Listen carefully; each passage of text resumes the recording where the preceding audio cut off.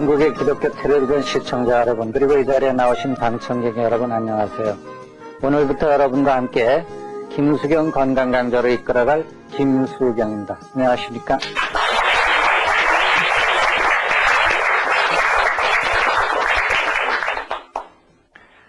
사람이 살면서 가장 원하는 게 뭐냐면은 어떻게 하면은 건강하게 오래 사느냐 하는 것이 사람이 원하는 것 중에 가장 중요한 부분입니다. 그런데 저는 오늘 여러분들에게 먼저 물어보고 싶은 게 있습니다. 배를 타러 갈 때는 기도를 한 번 하고, 전쟁터에 나갈 때는 기도를 2번 하고, 여자를 만나러 갈 때는 기도를 3번 하라 그랬는데 제가 기도 몇 번 하고 왔을 것 같습니까? 네? 저는 기도 3번을 하고 왔어요. 왜 기도 3번을 하고 왔냐면은 제가 이 강의를 하다 보면은 저의 강의를 듣는 분들의 90%가 여자분들이기 때문에 저는 여자를 만나러 나오는 심정으로 이 기도를 3번 하고 나온 사람입니다. 그런데 우리가 살아가면서 건강하게 오래 살고 싶은 욕망을 가지고 있는데 그 건강하게 오래 사는데 가장 방해 요인이 뭐냐면 아픔이에요. 아픔. 한문으로는 이제 통이라고 쓰죠. 이 아픔. 이 아픔이라는 것 때문에 사람들은 환자들을 상대로 해보면은 가장 원하는 게 뭐냐, 아프지만 말았으면 좋겠다. 아프지만 안 왔으면 좋겠다. 또 어떤 분들은 오래 사는 것도 귀찮고 다 좋으니까 아프지만 말았으면 좋겠다 이런 얘기도 하고 그러는데 우리가 사실은 이 아픔이 왜 오는가, 이 아픔에 대한 정의를 좀 할 필요가 있어요. 왜냐하면 우리가 현재 왜 아픈지를 모르는 분들이 너무 많습니다. 그거는 여러 가지가 이유가 있겠지만은 제일 큰 이유 중에 하나는 그 오도된 광고 효과 때문에 그렇습니다. 우리가 머리가 아프다,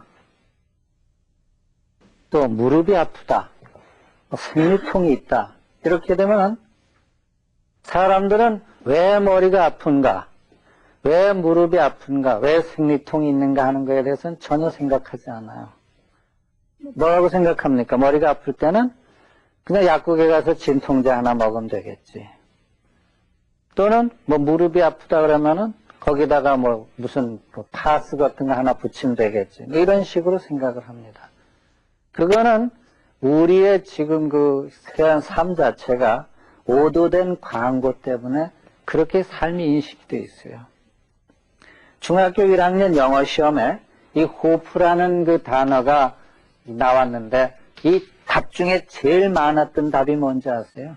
맥주집이라는 답이 제일 많이 나온 겁니다. 왜냐면 우리가 길거리에 돌아다니다 보면은 호프, 그리고 맥주집 이렇게 써 있으니까 애들은 이 호프인지 이 호프인지가 이 구별이 안 되니까 이 호프나 이 호프나 똑같이 발음이 똑같으니까 맥주집이라고 쓸 수밖에 없지 않습니까? 그래서 우리가 이 아픔에 대한 인식을 잘 못하고 있는데 이 인식을 하려면은 여기다가 뭐를 붙여야 되냐면은 이걸 붙여야 돼요. 여기다 왜라는 말을 붙여야 되고 왜 아픈가라는 거를 붙여야 돼요. 왜 아픈가?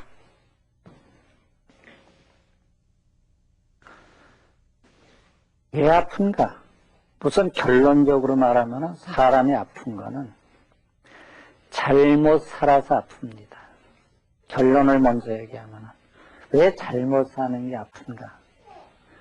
우리 이제 성경적으로 얘기하잖아요. 우리 예수 믿는 사람들이 성경적으로만 얘기한다면 아주 좀 건방진 얘기를 하자면 성경대로 안 살아서 아프다 하는 그러한 저는 말을 감히 하고 싶습니다.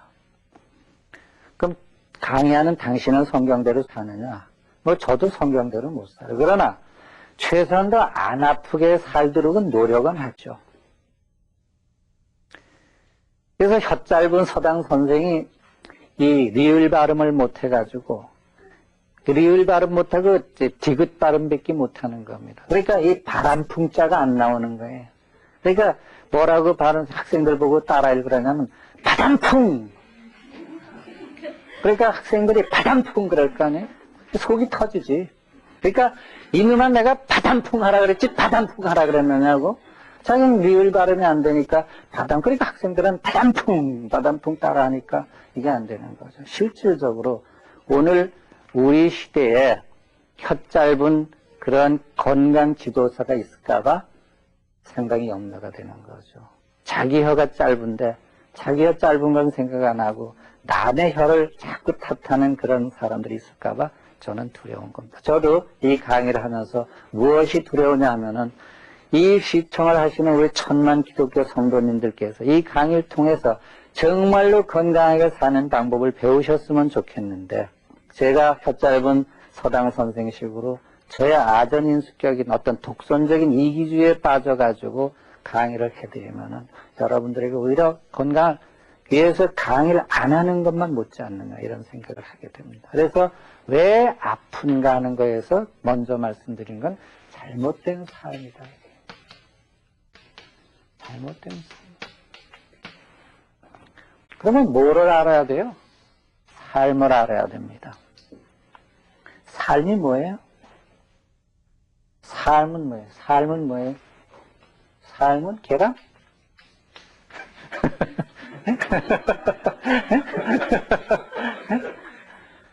삶은 계란? 삶이라는 거를 우리가 자꾸 사람들은 철학적으로 생각하기 때문에 문제가 생겨요.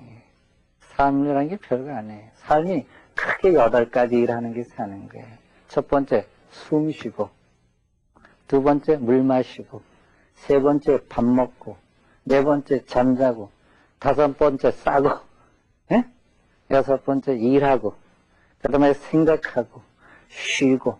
그게 인생이에요, 따지고 보면. 뭐 엄청난 일을 하는 것 같은데, 저나 여러분이나 크게 큰 차이가 없어요. 숨 안 쉬면 죽죠. 물 안 마셔도 죽죠. 밥 안 먹어도 죽죠. 잠 안 자고 못 살죠. 그 다음에 뭡니까? 우리가 또 대소변 안 보고는 살 수가 없지 않습니까? 이렇게 삶이라는 것이 크게 8가지를 하는데 그 중에서 사실은 빼놓은 게 하나가 있는데 뭐냐면 우리가 확대 재생산, 생육하고 번성하라 그러는 거 있지 않습니까? 그래서 부부 생활하는 것도 사람이 하는 인생 중에, 삶 중에 중요한 역할을 하죠. 근데 그거는 뭐 수도하는 사람들 중엔 결혼 생활 안 하는 사람도 있고 독신주의자도 있고 그러니까 그러나 일반적으로 볼 때 뭐라고요? 숨 쉬고 마시고 먹고 자고 싸고 그다음에 생각하고 일하고 쉬고 하나 더 넣는다면은 부부 생활하고 이 과정 속에서 그걸 전체로 묶었을 때 그걸 뭐라냐? 그걸 삶이라 그래요. 그걸 인생이라고 그러고. 근데 그 중에서 오늘날에 많은 사람들이 건강이 나빠지기 시작한 것 중에 큰 이유는 삶의 조건이 많이 바뀌는 거예요. 조건이 좋은 쪽으로 바뀐 것도 있고 나쁜 쪽으로 바뀐 것도 있습니다. 그 제일 첫 번에 나쁜 쪽으로 바뀐 게 뭐냐면 숨 쉬는 공기가 나빠지는 거죠. 숨 쉬는 공기가 나빠지는데 어떻게 나빠지냐면 공기는 하루에 우리가 얼마나 마시는가 이걸 지우고 공기의 양을 한번 계산해보면 한 번에 보통 1분간에 우리가 숨을 12번 정도 쉬는데 한 번에 500cc 정도의 공기를 들여 마십니다. 이것이 1분간에 12번이고 1시간은 60분이고 하루는 24시간이니까 이렇게 곱하면은 약입니다. 약 9,000리터의 공기를 하루에 마십니다. 9,000리터입니다. 이게 공기를 하나님께서 공짜로 주셨으니까 망정이지. 이걸 갖다 돈을 주고 마신다 그러면 여러분이나 저나 공기값도 못 벌어요. 택도 없습니다. 예? 그 공기를 돈을 주고 여러분들이 마신다고 생각하면은 공기값 벌 뿐 저도 못 벌고 아마 우리나라에서 공기를 매일 9,000리터를 돈을 주고 사서 마실 수 있는 분들 거의 없을 거예요. 근데 이 공기의 질이 어떻게 됩니까? 나빠지는 거죠. 그 나빠지면 삶의 한 부분이 나빠지는 거죠. 그 다음에 두 번째, 뭐가 나빠지면 우리 물이 나빠지고 있어요. 물이. 옛날에는 물을 아무거나 마실 수가 있었습니다. 시골길을 가다가 개울물도 마시고, 심지어 제가 초등학교 시절만 해도 논물도 마셨어요. 논물. 그 논물에 뭐 거기 개구리도 살고 저기 뭡니까 그 뭐 붕어도 살고 개도 살고 미꾸라지도 살고 그 논물 그냥 마셨어요. 거머리도 살고 그 논물 마셔도 아무런 문제가 없었습니다. 근데 점점 물을 못 마시게 되는, 물은 하루에 어느 정도 마시면 음식물에 포함된 것까지 약 3리터 정도의 물을 마셔야 됩니다. 근데 이제 물을 못 마시게 되는 거죠. 물을 안 마시게 되고 물이 바뀌어져 가지고 청량 음료로 바뀐 것이 입에는 좋을런지 모르지만은 뭐라자면 몸에는 안 좋은 물이 되는 거죠. 그 다음에 이제 밥이 바뀌었는데, 밥이 옛날에는 우리의 전통 음식이었었어요. 잡곡밥 먹고, 뭐 여름 같은 때는 국수 해 먹고 거기다가 옥수수 쪄 먹고, 그 다음에 조금 더 먹으면 뭐 고구마 같은 거 쪄먹고 감자 같은 거 쪄먹고 이렇게 하고, 그 다음에 저녁 같은 데는 특별한 일이 없으면 죽 써먹고, 또 보리밥 같은 데다 그 상추 쑥갓 뜯어다가 이제 쌈된장 만들어가지고 눈을 불아려 가면서 입이 터져가고 먹고 이렇게 했었는데, 지금 음식들이 전부가 어떻게 되냐면 편의주의 음식 문화로 돼가지고 즉석 식품 중심이 됐죠. 인스턴트 식품이라는 게 육식 중심의 삶, 이제 그게 식품이지 식문화가 된 거죠. 그 다음에 어떤 게 되냐면, 우리가 물 마시고 밥 먹고 숨 쉬고 그러는데 우리 저기 뭡니까? 첫째, 잠자는 거 있지 않습니까? 잠자는 거의 패턴이 바뀌었습니다. 옛날엔 사람의 잠자는 그 시간이 닭이 회에 올라가서 자는 거하고 시간이 거의 같았습니다. 그래서 해 넘어가면은 닭은 회에 올라가서 자는데, 사람도 웬만한 사람들은 회에 올라갈 닭하고 같이 거의 잤어요. 그러지 않으면은 회에 올라가는 닭하고 같이 자지 않는 분들은 주부들이라든가 이런 분들이 이제 뭐 길쌈 같은 거 하느라고 못 자고, 남자들은 뭐 겨울 같은 때 뭐 새끼 꼬고 뭐 가만히 있자 그러느라고 못 자고, 이렇게 했지만 거의 잠자는 시간이 해 넘어가는 거하고 동시에 자고, 또 굉장히 일찍 일어났어요. 부지런한 분들은 쳤다 굴 때 일어난다거나, 새벽에도 그 먼동 트기 전에 일어나가지고 뭐 일을 한다거나 이렇게 되는데, 지금은 밤을 낮삼아서 살고 있습니다.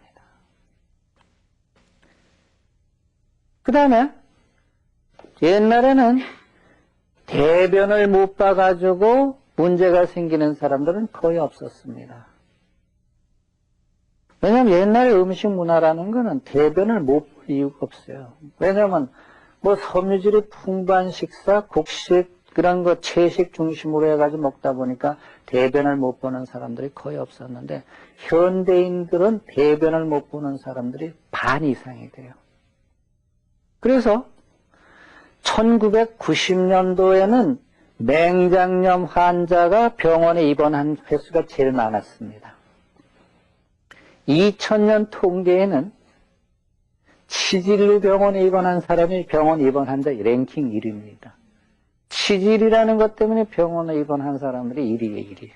예? 그러니까 조금 표현을 좀 라프하게 하면 남의 똥구멍 쑤셔가지고 돈 버는 의사가 돈을 제일 많이 벌었다는 얘기나 마찬가지죠. 예? 그렇지 않습니까? 예? 그러니까 그 정도로 이제 말하자면 그건 바로 뭐냐면 음식물의 패턴이 바뀜으로 해가지고 섬유질이 부족하니까 변비 환자가 많아지고, 변비 환자가 많아지다 보니까 치질 환자가 많아진 거죠. 근데 치질이 병원 입원 환자의 랭킹 1위라는 얘기 좀 생경한 얘기 아닙니까? 그냥 사실이 그래요. 사실이 그 통계청 발표하면 치질 환자가 2000년 현재 랭킹 1위예요. 그러니까 1990년도는 맹장 환자가 1위였는데 2000년도는 치질 환자가 1위라는 얘기는 그만큼 우리나라 사람들이 뭐를 안 먹는다는 얘기예요? 섬유질을 안 먹는다는 얘기죠. 그러면 앞으로 더 늘어날 것이다. 저는 그래 보는 거죠. 그래서 지금 의과대학 다니시는 분이 이 방송을 들으시면 지금부터라도 학문외과 쪽으로 가시면 훨씬 비전이 있지 않겠는가, 이런 생각을 합니다. 그렇지 않겠습니까? 혹시 여기서도 자녀분들이 의과대학 다니는 분들이 있으면 검토해 보시길 바랍니다.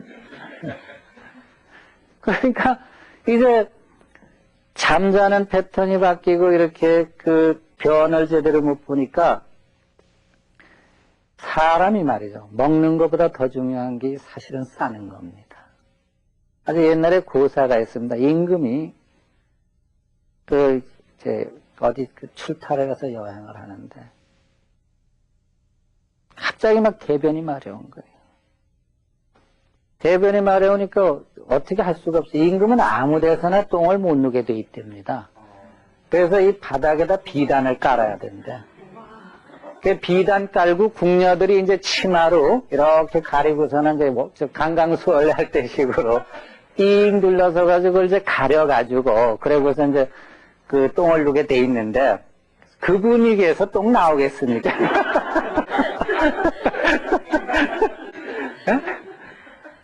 그런데 하여튼 그렇게 하다 보니까 워낙 급하니까 뭐 미처 궁녀들이 이거 가릴 새도 없고 비단 깔 새도 없는데 그냥 참 바지 내리고 이제 바다닥 싸버린 거예요. 그러고 나서 참 시원하다. 네? 참 시원하다 그러는 거예요. 그래서 이렇게 시원한 걸 하면서 얘기를 하더라는 거예요. 그래서 우리가 사실 인푸트보다 아웃푸트가 훨씬 중요한 겁니다. 근데 오늘날의 우리의 삶이 거의 뭐 특히 여자분들 있잖아요. 여자분들 중에는 습관성 변비가 있는 사람들, 여행 나가면 변 못 가는 사람들, 화장실 불결하면 변 못 보는 사람들, 휴지 없으면 또 변 못 보는 사람들, 네? 이런 분들이 참 많아요. 그것이 다 뭐냐면은 우린 오늘날의 잘못된 삶의 한 단면이다. 그렇지 않습니까? 그래서 삼쾌라는 게 있잖아요. 잘 먹고 잘 자고 잘 싸면 건강하다. 그러니까 잘 먹고 잘 자고 잘 싸면 건강하다는 그 삼쾌라는 개념 속에서 왜 쾌가 마지막 쾌가 뭐냐면 잘 싸야 되는데 실질적으로 잘 싸지 못하는 거예요. 이걸 조금 랍하게 표현하면 잘 싸지 못한다는 거는 뭐가 맥힌 겁니까? 하수구가 맥힌 거예요. 하수구가 맥혔다. 가정집에서 상수도가 안 나오는 거는 좀 살 수 있어요. 어디 가서 뭐 약수터에 가서 물을 함박해서 뭐 밥에다 먹어도 되고 그러지만은 하수구가 맥힌 집에서는 하루도 못 삽니다. 절대 못 살아요. 근데 우리는 이 쾌변이라는 개념에 대해서 아주 어떤 분들은 진드기 같은 사람들이 있어요. 진드기가 변 안 보는 사람은 진드기라 그러거든요. 진드기는 변을 잘 안 봐요. 그래서 며칠씩 일주일 동안도 화장실을 안 간다는 분도 있고 이렇게 되는데 어떻든 간에 이렇게 그 배변이 잘 안 돼. 그 다음에 뭐가 이제 움직이는 걸 안 해요. 움직이는 거. 움직인다는 건 뭐를 움직이는 거냐면 움직인다는 행위는 피를 돌려주는 겁니다. 우리가 운동 그러면은 운동에 대해서 잘못 생각하고 있는 게 많아요. 운동 그럼 우리나라 사람들은 회원권 생각하고 유니폼 생각하고 연장 생각하고 이렇게 해가지고 운동을 생각하는데 운동은 그 운동의 근본적인 목적은 피를 돌려주는 게 목적입니다.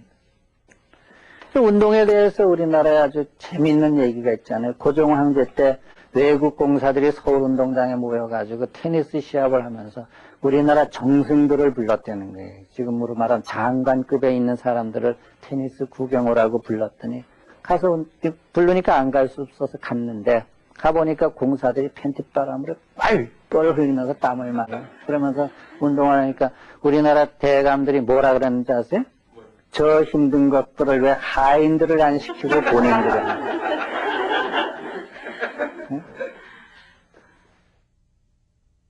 그 우리나라 사람들의 그 양반 의식 속에는 뭐가 들어있냐면은 움직이는 거는 아랫 것들이나 산 것들이 하는 거다. 그러니까 지금도 많은 사람들의 생각 속에는 무슨 생각들이 들어있냐면 움직인다, 힘든 걸 한다 이런 거는 전부 아랫 것들이나 산 것들이 하는 거다. 우리 남자들 보면은 옛날에 양반들이 말이죠. 담배 때도 길게 장중 물고 저기는 재떨이도 가서 안 가져오는 거예요. 담뱃대 긴 걸로 해가지고 이렇게 끌어 당겨가지고 가져오고. 또 걸음걸이도 이렇게 갈짓자 걸음 이렇게, 이게 몇 발자국이나 걷겠습니까? 그러고 웬만한 거 물 한 그릇도 전부 가져와라. 이리 오너라 해가지고 불러들이고. 이렇게 되는 습관들이 있어가지고 우리나라 사람들은 안 움직이는 걸 미덕으로 삼았기 때문에 지금도 현재 우리 국민들 속에서 어떤 거냐 운동 따로 하고 보통 삶에서 안 움직이는 걸 아주 미덕으로 알고 있어요. 그 단예가 지하철을 타보면 에스컬레이터에 전부 타는 사람들이 제가 볼 때는 그 에스컬레이터는 장애인용으로 알고 있는데 전부가 다 장애인이에요. 장애인 아닌 사람은 가끔가다 가물에 콩나듯이 이렇게 보이고 전부 다 장애인들입니다. 사실 엘리베이터도 5층 이하일 경우에는 다 계단 걸어오르 내리는 거예요. 5층 이상일 경우나 엘리베이터 타라는 얘기인데 5층을 걸어 다니는 사람은 거의 없어요. 1층도 안 걸어 다녀요. 1층도 타고 다니려고 그래요. 심지어는 택시를 타고 안방에 안 들어가려고 그러나 별 그런 게 회귀한 일들이 많이 생기는 것이 이 움직이지를 않는 거예요. 그 다음에 일하는 것도 그래. 일한다는 건 일이라는 건 이제 조금 있다. 이건 별도로 얘기하고. 그 다음에 우리가 쉬는 거 있잖아요. 레스트. 이 쉬는 걸 해야 되네. 이게 쉬질 않아요. 하나님께서는 사람을 만드실 때 쉬면서 일을 하라 그랬어요. 쉬면서 일을 하라 그래가지고 쉬어야 할 사람들에게는 뭐를 선물로 주셨냐면 피로라는 걸 선물로 주셨습니다. 피곤이라는 피곤이라는 얘기는 농담같이 들으세요. 피가 곤하다 하는 얘기예요. 피곤하다, 피가 곤하다. 그럼 결과적으로 피곤하다는 얘기는 피를 쉬게 해야 된다는 얘기거든요. 근데 피곤하다는 얘기, 피로하다는 얘기는 피로는 휴식의 신호인데 사람들은 쉬려고 안 그래요. 피곤한데 안 쉬고 피로회복제 같은 거 먹어보고 어떻게 넘어가려고 그러고 그러면 이제 아픕니다. 아픈 거는 조금 더 쉬라는 얘기입니다. 더 쉬라는 얘기인데 안 쉬어요. 약 같은 거 먹고 이제 넘어가려고 그래요. 그래서 듣는 경우도 있지만 안 듣는 경우에 더 많이 쉬게 만들기 위해서 더 많이 아픕니다. 그래도 안 쉬어요. 그러면 하나님께서는 아주 쉬어라. 영원히 쉬어라 이래야 되는 거예요. 그래서 사람들이 말이죠. 이 쉬는 거가 굉장히 중요한 절제인데 또 쉬는 거를 제대로 잘 안 해요. 그러니까 쉼을 모르고 살다 보면은 문제가 어떻게 되냐면은 아주 쉬는 경우까지 오는 거죠. 이 휴식이라는 부분은 이제 앞으로 제가 상당 기간 동안 이쪽 부분에 대해서 강의를 하기 때문에 좀 디테일하게 말씀을 드리면 이 쉬는 부분이 이렇게 중요한데 안 쉬기 때문에 이 휴식이라는 부분은 제가 요번 또 다음 강의 30분 강의 동안에 또 하려고 합니다. 이런 부분이 이제 그 피곤에 대한 문제인데 이런 관계 속에서 사람들이 또 뭐에 문제가 있느냐 아까 말씀드린 대로 이게 생산하는 이 부부 생활에 대한 문제입니다. 부부 생활, 사람들에게 있어서 가장 분노를 일으키는 큰 원인 중에 하나가 뭐냐면 이성 간의 관계입니다. 이성 간의 관계가 사람들을 갖다 분노하게. 그러니까 이 이성, 배우자하고의 관계, 이것이 큰 문제가 일어납니다. 그래서 어떤 연속극이라든가 어떤 내용을 다 봐도 가장 큰 문제를 일으키는 게 뭐예요? 맨날 남녀 관계에서 얽혀지는 이각, 삼각 관계라든가 이런 걸로 해가지고 이제 복잡한 문제가 일어나게 되고 그러지 않습니까? 이 이성 관계에서 생기는 부분들 중에서 제일 큰 문제가 뭐냐면 자존심의 상처를 많이 입게 됩니다. 이 자존심에 대한 상처. 그래서 이 자존심의 상처를 입게 되면 사람의 감정 속에서 제일 나쁜 감정이 뭐가 일어나냐면 분노가 일어나는 겁니다. 그래서 지금 말씀드린 대로 공기가 나빠지고, 물이 나빠지고, 음식이 나빠지고, 잠자리가 나빠지고, 그 다음에 뭐가 나빠졌습니까? 배변이 나빠지고, 우리가 쉼에 대해서 그런 걸 모르게 되고, 그 다음에 이성 간의 관계가 점점 더 복잡해지고 그런 거거든요. 이렇게 해가지고, 외형적인 삶 속에서는 우리가 볼 때 굉장히 좋아졌어요. 옛날보다 엄청나게 좋아졌죠. 엄청나게 좋아졌지만은, 오늘날의 삶을 깊이 내면적으로 들어가 보면은 옛날보다 좋아진 것이 거의 없어요. 하나도 없다 그래도 과언이 아닙니다. 하나 좋아진 게 있는데 뭐가 좋아졌냐? 먹거리가 풍부해졌다는 자체만 좋아진 거예요. 먹거리 풍부해진 거 하나가 좋아졌는데 이게 먹거리가 풍부해지니까 사람들이 먹지 말 것을 너무 많이 먹게 되는 겁니다. 그렇게 돼가지고 실질적으로 이것저것 좋아진 것 같은데 따지고 보면 좋아진 게 하나도 없습니다. 그렇게 되니까 질병의 패턴이 완전히 달라지는 거예요. 1978년도에 한국의 종합병원에 당뇨교실이 3개 있었는데 2001년 4월 말 현재 당뇨교실이 253개로 늘어났습니다. 불과 15년 그 남짓한 기간 동안에 당뇨교실이 3개가 253개로 늘어날 정도로 이럴 정도의 질병의 그 패턴의 변화가 일어날 정도가 됐고,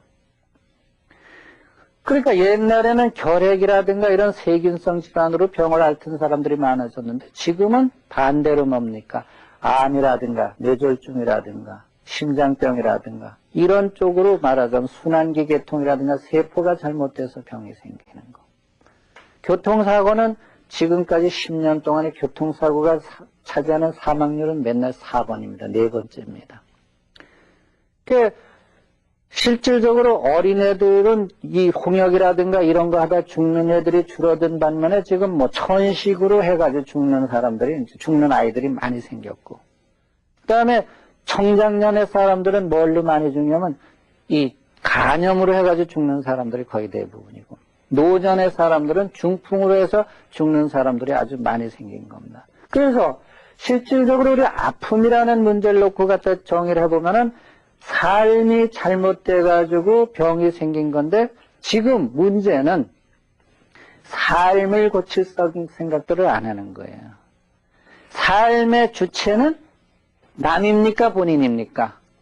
본인이에요. 삶의 주체가 본인이기 때문에 본인들이 자기 삶을 고칠 생각을 안 하고 자기 삶은 전혀 거들떠보지 않고 누군가가 주는 어떤 외부적인 방법이죠. 아까 말씀드린 광고의 어떤 영향이라든가 또 사람이 평소에는 전혀 안 아플 줄 알고 죽지도 않을 줄로 알고 이렇게 생각하다가 아프면은 되게 뭐라고 생각하냐면 의사나 뭐 이런 사람들하고 상의하면 될 걸로 생각하는데 상의해서 되는 부분도 있지만은 상의해가지고 안 되는 때는 어떻게 생각하냐면 아이고 이제 난 죽었구나. 죽을 병이라는 것이 따로 있는 것이 아니라 본인이 자기 삶을 고칠 생각을 안 하고 남에게 의존하는 그런 사고방식을 갖게 되면 그것이 곧 뭐가 되냐면 그것이 죽을 병이 되는 거예요. 그거는 우리나라 사람들의 뭐가 부족하냐면 아이덴티티가 부족한 거예요. 정체성이 부족한 겁니다. 우리나라 사람들에게서 아이덴티티를 회복해야지만 저는 건강을 회복한다고 생각합니다. 전국의 이 기독교 텔레비전을 보시는 여러 시청자 여러분들께 우선 오늘 제가 첫 시간을 통해서 말씀드리고 싶은 거는 질병에 대한 아이덴티티가 뭐냐, 왜 아픈가, 아픔에 대한 아이덴티티를 정립하는 이런 계기를 이 강좌를 통해서 설정을 하시면은 여러분들에게 엄청난 도움이 되실 거라고 저는 확신을 합니다. 그래서 병이라는 것은 삶이 잘못돼서 생기는 경우에 그 삶을 살아온 사람이 주체이기 때문에 그 주체되는 본인 자신들이 자기의 삶을 유턴할 수 있는 그런 여유를 가지고 아이덴티티를 정립하는 것부터 건강은 회복되기 시작한다는 사실이 이 강좌의 목적입니다. 그래서 오늘은 이제 첫 강좌이기 때문에 좀 이렇게 라프한 말씀을 드렸습니다. 이제 다음 시간부터 좀 더 이렇게 디테일하게 하나하나 이렇게 파고 들어갈 테니까 그렇게 아시고 여러분들이 이 강좌를 통해서 정말로 건강을 제대로 찾으시는 그런 계기를 마련해 주시기 바랍니다. 그러니까 하늘은 스스로 돕는 자를 돕는다 그랬습니다. 그러니까 스스로 돕는 자가 되시기를 간절히 여러분들께 부탁을 드리면서 오늘 첫 강좌를 마칩니다. 감사합니다.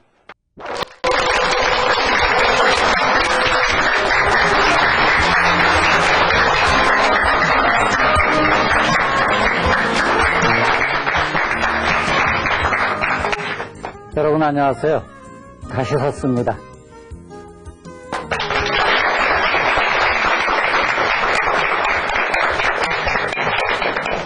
지난 시간에는 왜 아픈가라는 그런 제목을 가지고 말씀을 드렸습니다. 기억력이 좋으신 분들이나 기억하실 거예요. 왜냐하면 제가 늘 고백하는 게 있는데 눈물이 쑥 빠질 정도로 은혜로운 목사님 설교도 일주일 지나면 제목이 생각 안 나거든요. 네, 제가 아마 여러분들께 아무리 좋은 강의를 해드려도 굉장히 머리 좋으신 분들만 지난번에 왜 아픈가에 대한 얘기를 했구나 이렇게 생각하실 겁니다. 근데 지난 시간에 왜 아픈가 이렇게 말씀을 드렸으니까 오늘은 많은 환자들이 있는데 의사들도 많이 늘어나고 병상수도 늘어나고 또 세계적으로 지금 못 가는 데가 없지 않습니까? 여기서 미국도 갈랑 가고 돈이 없어 못 가죠. 미국의 유명한 병원들도 있고 그렇게 많은 그 의료시설이라든가 장비라든가 또는 의료 인력이라든가 기술이라든가 이런 것들이 엄청나게 발달이 됐는데 그럼에도 불구하고 못 고치는 병이 점점 늘어나고 있지 않느냐 하는 얘기죠. 고치는 병보다 못 고치는 병이 더 많이 있어가지고 그 못 고치는 것 때문에 사람들은 굉장히 고민을 하는데 그러면 사람들이 병을 왜 못 고치는가? 이거를 한번 살펴볼 필요가 있습니다. 왜 병을 못 고치는가? 사실은 병의 원인을 정확하게 알고 병을 고치는 방법만 알면은 병을 두려워할 필요가 없죠. 근데 병을 못 고치는 이유 중에 제일 큰 이유가 뭔지 아세요? 예수님께서 말씀하실 때 원수를 사랑하라 했는데 병이라는 걸 갖다 원수로 생각하시면 병을 사랑하셔야 돼요.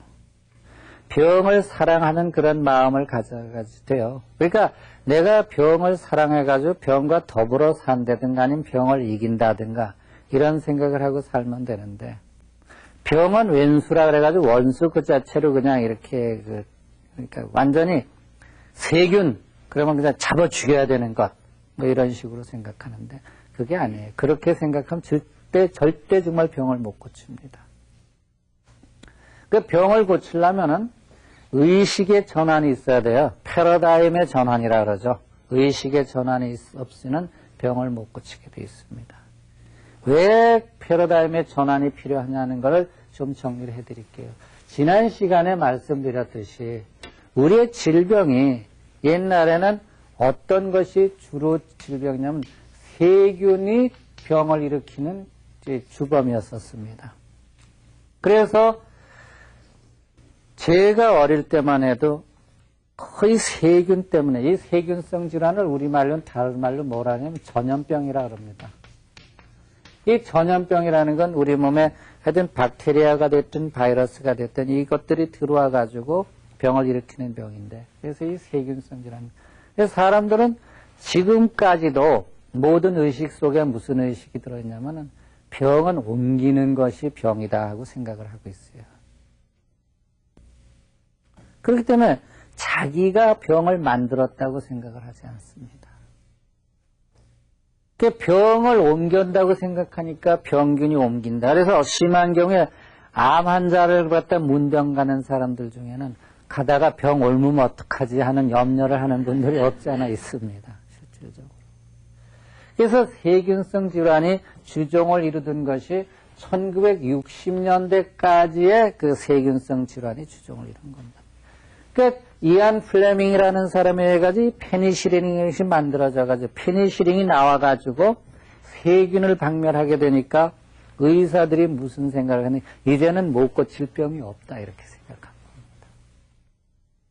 이제는 못 고칠 병이 없다고 의사들이 생각했는데 세균들은 뭐라 이제 내려온 그런 거예요.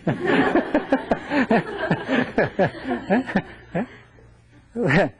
웃기지 말아라 이런 얘기지. 웃기지 말아라. 왜냐하면 그 세균이 생각할 때 페니실린이 나와가지고 죽지만은 그 페니실린을 이길 수 있는 또 다른 세균이 만들어진다는 사실에 대해서 이제 우리 사람들은 미처 생각을 못한 거예요. 그래서 세균들을 이제 항생제로 이길 수 있었는데 이기지 못해가지고 점점 병이 만들어지기 시작하는 새로운 세균성 질환이 생긴 겁니다. 그래서 그걸 갖다가 요새는 뭐냐면 re-emerging disease, 그래서 병원성 세균이라 그러죠. 그건 이 병원성 세균은 병원이라는 건 이 호스피털의 개념입니다. 병원에서 만들어지는 세균이다 이런 얘기죠. 그래서 새롭게 결핵이 매우 그 많은 결핵 환자가 생기기 시작했습니다. 21세기를 접어들어 가지고 결핵으로 죽는 사람이 우리나라 사망률 중에 랭킹 9위에 들어가 있습니다. 그럴 정도로 결핵으로 죽는 사람들이 많아졌어요. 그러니까 결핵이 얼마나 많이 늘어나고 있는지 모릅니다. 근데 실질적으로 이 세균성 질환만이 병이냐 아니면 이제 지금까지 의학적으로 다루던 것이 이 염증 반응이라는 것이 병의 이제 큰 원인이었는데 이 두 가지가 병의 거의 전부라고 생각을 한 겁니다. 의학적으로. 그런데 지금 이 세균성 질환이라는 거는 아까 말씀드린 대로 그런 항생제라든가 또는 예방접종 있지 않습니까? 이런 거에 대해서 점점 줄어들고 염증 반응에 대해서는 그 완화시키는 여러 가지 약들이 개발되고 그런 반면에 무슨 병이 새롭게 생기기 시작했냐면 신진대사 장애에 의해서 소위 말하는 대사성 질환이라는 병이 생기기 시작한 겁니다. 대사성 질환. 이 대사성 질환은 다른 말로 뭐라 그러냐면 이걸 갖다가 성인병이라 그래요. 또는 만성병이라 그래요. 그 오늘날의 무슨 시대라냐면 성인병 또는 만성병 시대라 그러죠. 성인병이란 말은 1976년도에 일본 문부성에서 제일 먼저 쓰이기 시작해가지고 20년 동안 쓰여졌어요. 그래 1996년도에 성인병이란 말을 버리고 뭘로 바뀌었느냐면 생활습관병으로 바뀌었어요. 생활습관병. 그래서 하여튼 생활습관병이 됐든 성인병이 됐든 만성병이 됐든 오늘날을 갖다가 뭐라 하냐면 성인병, 만성병, 생활습관병이라 하는데 이 내용들은 지난 시간에 말씀드린 대로 뭐 때문에 생기냐면 잘못 살아서 생기는 겁니다. 잘못 살아서. 근데 병을 왜 못 고치는가 하는 걸 갖다가 한 말씀으로 드리면은 삶을 고치려는 의지라든가 삶을 고치려는 자세가 안 돼 있습니다. 그래서 병을 못 고치는 겁니다. 마치 임산부가 자기 아기를 낳을 때 애는 남편하고 협력해가지고 자기가 만들어 놓고 산부인과 의사가 애 안 낳아주는 거, 나무라는 거와 똑같습니다. 산부인과 의사가 아무리 해도 애를 못 낳아줘요. 제왕절개 수술을 빼놓고. 그와 마찬가지로 병은 스스로 만들었어요. 그래서 이 신진대사 병을 이렇게 대사성 질환, 성인병, 만성병, 생활습관병을 다른 말로 뭐라 그러냐면 자생병이라 그래요. 스스로 만든 병입니다. 스스로 만든 병이기 때문에 스스로 만든 병은 스스로 고치지 않으면 안 되는 겁니다. 그런데 스스로 고치는 방법을 몰라요. 그래서 스스로 고치는 방법을 좀 일러드릴게요. 첫째, 지난 시간에 말씀드린 대로 우리가 좋은 공기를 마시는 습관을 들여야 돼요. 좋은 공기라는 거는 우리가 이 방에 있으면은 여러분과 제가 공기를 뭐 따로 뭐 골라서 좋은 거 뭐 여기 계신 분은 좋은 공기 마시고 나는 나쁜 거 마시고 이렇게 안 돼 있습니다. 그러나 똑같은 공간 속에 있으면서도 좋은 공기를 같이 마시고 나쁜 공기를 같이 마시는 방법이 있습니다. 문을 좀 열어놓고 산다든가 자동차를 타고 다닐 때 문을 열어놓고 다닌다든가 또 어디 뭐 잠잘 때도 창문을 좀 열어놓아가지고 바깥 공기하고 순환을 시킨다든가 하는 것이 좋은 공기를 마시는 방법 중에 하나입니다. 물론 근원적으로는 공기를 오염시키지 말아야 되죠. 그건 국민 각자가 노력해야 할 부분이고, 두 번째는 우리가 청량 음료수 종류를 안 마시는 겁니다. 물을 마셔야지만 되는 거예요. 제가 이제 다음 시간에 피에 관한 말씀을 드리게 되는데, 이 피에 대한 말씀을 드리는 걸 미리 잠깐만 말씀드리면, 우리 몸에 삶의 가장 기본적인 요인이 되는 것이 피하고 전해질이거든요. 피하고 전해질인데 그 피하고 전해질의 가장 기본되는 물질이 뭐냐? 그게 물입니다. 그러니까 이 물이 좋아야 우리 몸의 건강이 좋아질 수밖에 없습니다. 물이 나쁘면 건강이 좋을 수가 없어요. 근데 언제부터인가 우리는 물을 안 마시기 시작했어요. 제가 이제 제 얘기만 자꾸 하면은 고리타분한 사람이라 그랬는데, 제가 60년대 이때까지만 해도 우리나라에 유일하게 마실 수 있는 청량음료가 사이다였어요, 사이다. 사이다 한 병을 마시려면은 보통 구두쇠로 절약을 하지 않으면 사이다를 못 마십니다. 여기 사이다 맘 놓고 60년대 마셔본 분 계시면 손 들어보세요. 예?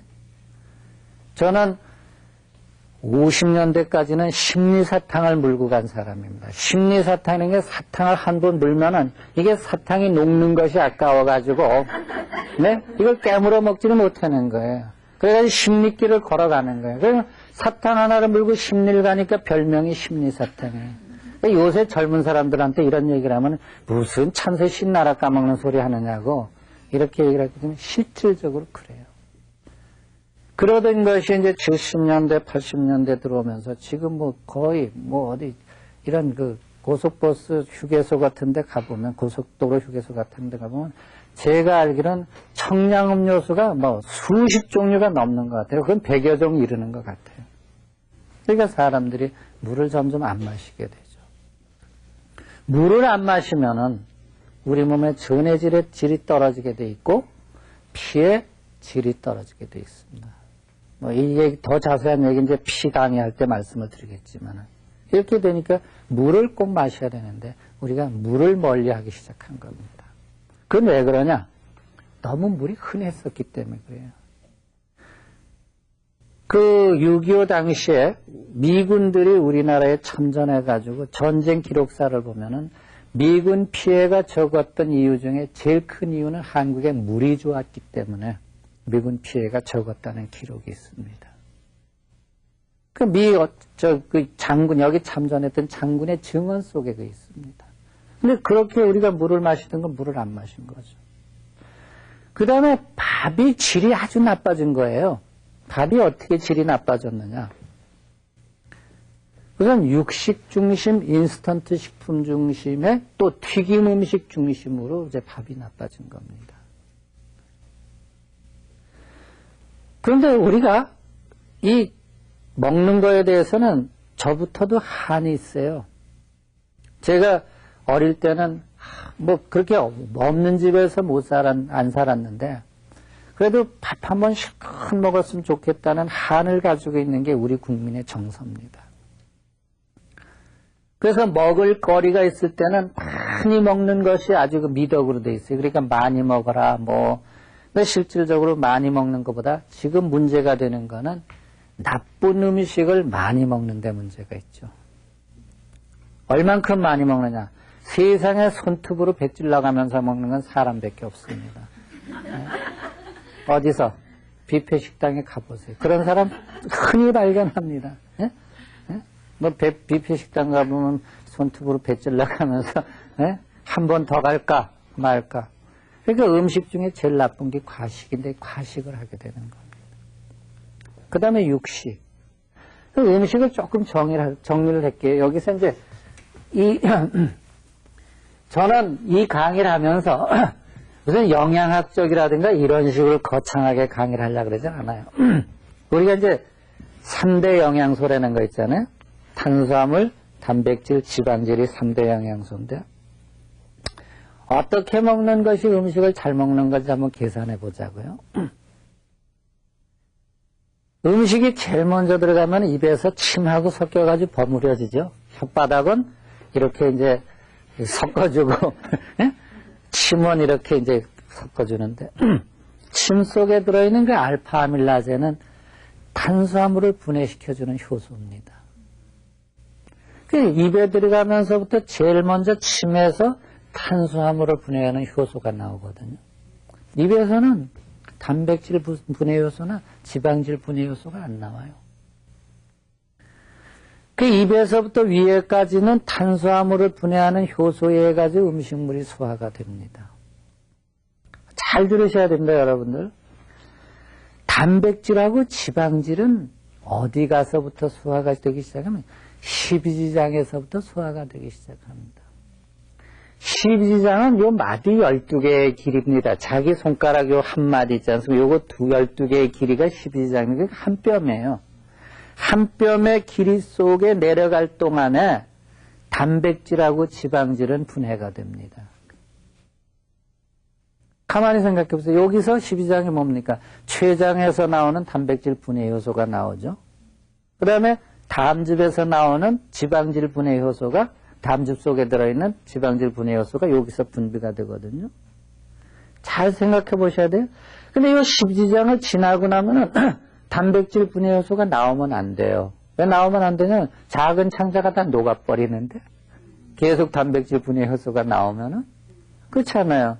단백질 분해 요소가 나와가지고 남의 고기, 내 고기 따질 줄 아느냐? 못 따지는 거예요. 요만큼 있는 건 이게 남의 고기, 요만큼 있는 건 내 고기가 아니잖아요. 내 살, 남의 살을 구별 못 하잖아요. 단백질 분해 요소가, 이건 소의 살, 돼지의 살, 이건 내 살, 이거 구별 못 해요. 그러니까 단백질 분해 요소가 십이지장을 지나가서도 계속 나오면은, 그때는 내 살인 내 창자를 다 이제 분해시키기 때문에 안 되죠. 위궤양이 생기는 것도 왜 생기냐면은 사실은 위벽을 보호하기 위해서 그 위벽, 이게 점막이라는 게 있거든요. 점막이라는 게 있는데 위산이 너무 나오게 되면 점막이 위벽을 보호하지 못하니까 그 염산이 그 위에 긴 염산이 위벽을 이렇게 상하게 만든 것이 위궤양이거든요. 그 마찬가지로 십이지장에서 지금 단백질 분해 요소가 거기서 나와가지고 그러니까 고기 통과하는 동안에 분해가 될 만큼만 단백질을 먹어야 되는 거예요. 이해가 가십니까? 예. 네? 지방질도 마찬가지입니다. 지방질도 아무리 그것이 고소하고 맛있고 그러더라도 말이죠. 이 십이지장을 통과하는 동안에만 이 분해가 되는 거예요. 이것이 작은 창자에 가서도 계속 분해가 되고 그게 아니에요. 그러면 이것이 미처 분해가, 여기서 분해가 되지 않을 만큼 많이 먹는다 그러면 어떻게 되겠습니까? 작은 창자에 가서는 분해가 안 돼요. 소화가 안 돼요. 소화가 안 되니까 소화가 안 되는 건 부패가 됩니다. 부패가 되면은 썩는 거 아니에요? 썩으니까 거기서 머리가 많이 나요. 독소물질을 많이 만들게 되죠.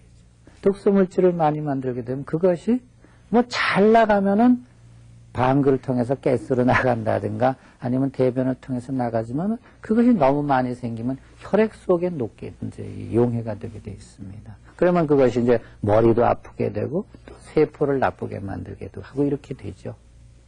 또 지방질을 많이 먹어서 미처 분해되지 않으면 그것이 우리 몸에 들어오는 활성산소, 유릭이라는 거하고 결합이 돼가지고 우리 몸의 세포를 파괴시키는 게 되죠.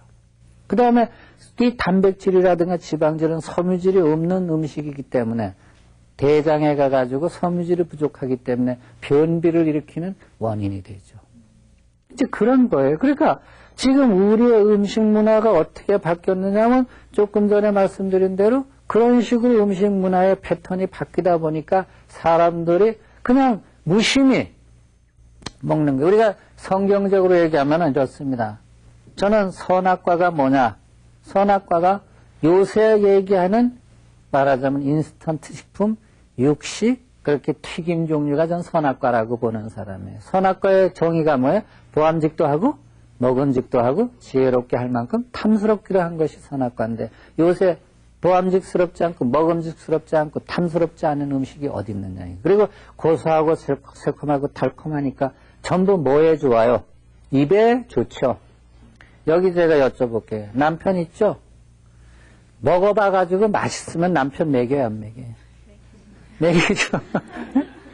그렇잖아요. 맛없으면 안 먹이잖아요. 그러니까 하와가 선악과를 따먹고 맛이 좋았겠어요? 맛이 없었겠어요? 맛이 있었으니까 먹였지, 맛없었으면 절대 아담한테 안 줬어. 네? 저희 집 사람도 맛없는 건 나 안 줘. 네? 자기도 안 먹는데 나 먹이겠어요? 안 주잖아요.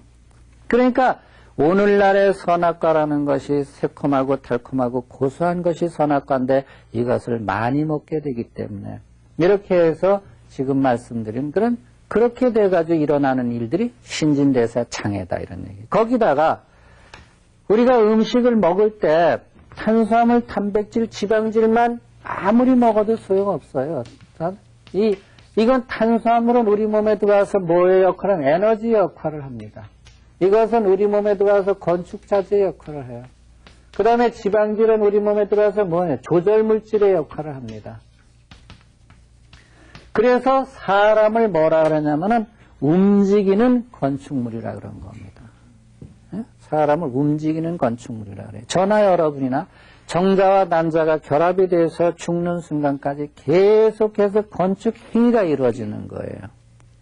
건축 행위가 이루어질 때 건축 자재를 잘 쓰느냐 못 쓰느냐 하는 것보다 더 중요한 것이 뭐냐면은 설계도가 뭐냐 하는 걸 아는 게 중요합니다. 전국의 이 기독교 텔레비전을 시청하시는 여러분들께 분명히 제가 말씀드리는 건 성경에 보면 하나님께서 사람을 만드실 때 누구를 닮게 만드셨냐면 하나님의 형상을 닮게 만드셨다. 하나님의 형상이 사람의 설계도입니다. 그러니까 저나 여러분이나 하나님의 형상이라는 설계도를 가지고 만들었다는 대단한 작품이라는 걸 우리가 자긍심을 가지고 받아들여야 되는데 하나님의 설계도에 따라서 집을 지으려면은 건축 자재를 바로 써야 되는데 건축 자재를 바로 쓰질 않아요. 건축 자재를 잘못 써가지고 집 지은 걸 갖다 뭐냐면 부실 건축물이라 그러거든요. 그게 오늘날 우리가 병을 앓는 거는 설계도가 나빠서가 아니에요. 설계도는 너무나 좋은데 설계도대로 뭐를 안 쓰는 거예요? 자재를 안 쓰는 거예요. 건축 자재를 안 쓰니까 설계도에 맞지 않는 건축 자재를 써가지고 집을 지니까 우리 몸에 어떻게 됩니까? 부실 자재를 쓰게 되고 에너지가 제대로 쓰여지지 못하고 조절 물질이 제대로 쓰여지지 못하니까 그 결과로 나타나는 게 병이다 이런 얘기죠. 이게 음식에 의한 병이에요. 이것이 식원병이라는 개념입니다. 식원병이라는 말도 원래는 없었어요. 미 상원 영양분과위원회에서 미국 사람들의 병인을 조사하다 보니까 음식물이 잘못돼서 병이 되더라 해가지고 그때 만들어낸 말이 식원병이라는 개념입니다. 그러니까 미국식으로 먹으면은 모든 사람들이 미국 사람식으로 병이 든다는 걸 76년도에 미국에서 미 상원에서 이미 발표를 했어요. 근데 한심하게도 우리나라 사람들은 지금 30년이 지난 지금까지 미국식으로 먹는 걸 엄청나게 좋아하고 생기는이 미국식 식당이에요. 이 지금 보면 말이죠. 이러면 우리나라 질병의 패턴이 미국식으로 갈 수밖에 없고 그렇게 가면 고칠 수가 없는 겁니다. 그래서 왜 못 고치는가 하는 거는 그래서 탄수화물이나 건축적 에너지, 단백질이나 지방질이 우리 몸에서 쓰여질 때는 탄수화물은 ATP라는 에너지로 만들어져야 되고 단백질은 아미노산으로 이렇게 분해가 돼야 되고 이거는 지방산으로 분해가 되지 않으면 이게 못 쓰게 돼 있습니다. 이걸 더 구체적으로 말씀드릴 수 있지만 그건 학문적인 부분이기 때문에 이 정도만 그러면 이 탄수화물이 ATP가 만들어지고 단백질이 아미노산으로 지방산으로 만들어져야 되는데 이것은 이러려면은 소위 말하는 TCA 사이클이라는 것이 돌아가야 되는데 이 얘기는 뭐냐면 우리가 자동차의 휘발유가 아무리 써도 카브레이터에서 분사를 해가지고 점화 프로그에서 불꽃을 일으켜줘야 되는 원리하고 똑같습니다. 우리가 음식을 먹어도 아무리 많이 먹어도 이 TCA 사이클이라는 걸 돌려서 ATP나 아미노산 이런 걸 만들어주지 못하면 이걸 먹으나 마나 해요. 실제로 지난 시간에 말씀드린 대로 똥 만드느라고 음식을 먹는 거나 마찬가지입니다. 여러분들이 애쓰고 먹었는데 음식이 말이죠. 몸에 에너지가 되고 건축자재가 되고 조절물질이 되라고 먹었는데 실질적으로 그것이 아무런 작용도 못하고 대변을 만드는 원료로 먹었다고 얼마나 황당하고 험한 겁니까? 그렇지 않습니까? 실질적으로 우리가 입에 좋은 음식을 먹는다는 건 그런 개념이나 마찬가지예요. 오늘날 이 어린애들서부터 젊은 세대 사람들까지 지금 심지어는 중년인 사람들까지가 전부 이런 식의 음식 문화에 젖어 있기 때문에 병을 못 고치는 큰 원인이 되는 겁니다. 그래서 이것을 어떻게 고쳐야 되느냐 하면 실질적으로 앞으로 계속 두고 말씀드리겠지만은 우리가 옛날에 우리가 먹던 전통 음식 문화를 되찾아야 돼요. 정월 대보름 음식이라든가 거기다가 된장국 문화라든가 장아찌 문화라든가 장조림 문화라든가 이런 식인 음식 문화를 되찾아야지만 됩니다. 근데 그걸 되찾을 생각은 안 하고 요새는 말이죠. 주부들이 뭐 김치 못 담그는 거를 미덕으로 알고 장 못 담그는 거를 미덕으로 알고 이러다 보니까 오죽해서 친정에서 장하고 김치 얻어다 먹으면 못 산다는 말이 나올 정도가 됩니까? 그래서 그러한 이제 문화를 우리가 바꿔야 돼요. 그 다음에 전주 비빔밥 문화 같은 거 이런 것들을 회복시키고 인스턴트 식품, 육식, 튀김 문화에서 벗어나야지만 됩니다. 원래 우리나라 음식 문화에는 튀김 문화가 거의 없었어요. 그 다음에 생선을 먹더라도 이렇게 지금같이 무식하게 안 먹었어요. 꽁치를 뭐 통째로 한 마리 구워가지고 내놓는다든가. 꽁치라는 게 토막을 쳐가지고 그저 한 토막 정도 먹는 거지. 지금 뭐 식당에 가보면 아주 무식하게 나오잖아요. 네? 그 다음에 고기도 구워 먹는 문화가 아니잖아요. 고기는 조금씩 넣어가지고 국 끓여 먹는다든가. 특별하게 무슨 큰일 때나 이 산적이라는 걸 만들어가지고 먹고 지금같이 무슨 뭐 갈비 굽고 찜하고 뭐 불고기하고 그것도 모자라가 심지어 뭐 돼지고기까지 해가지고 또 그것도 모자라서 닭도 잡고 이래가지고 정말 무식하게 먹는 거지. 예?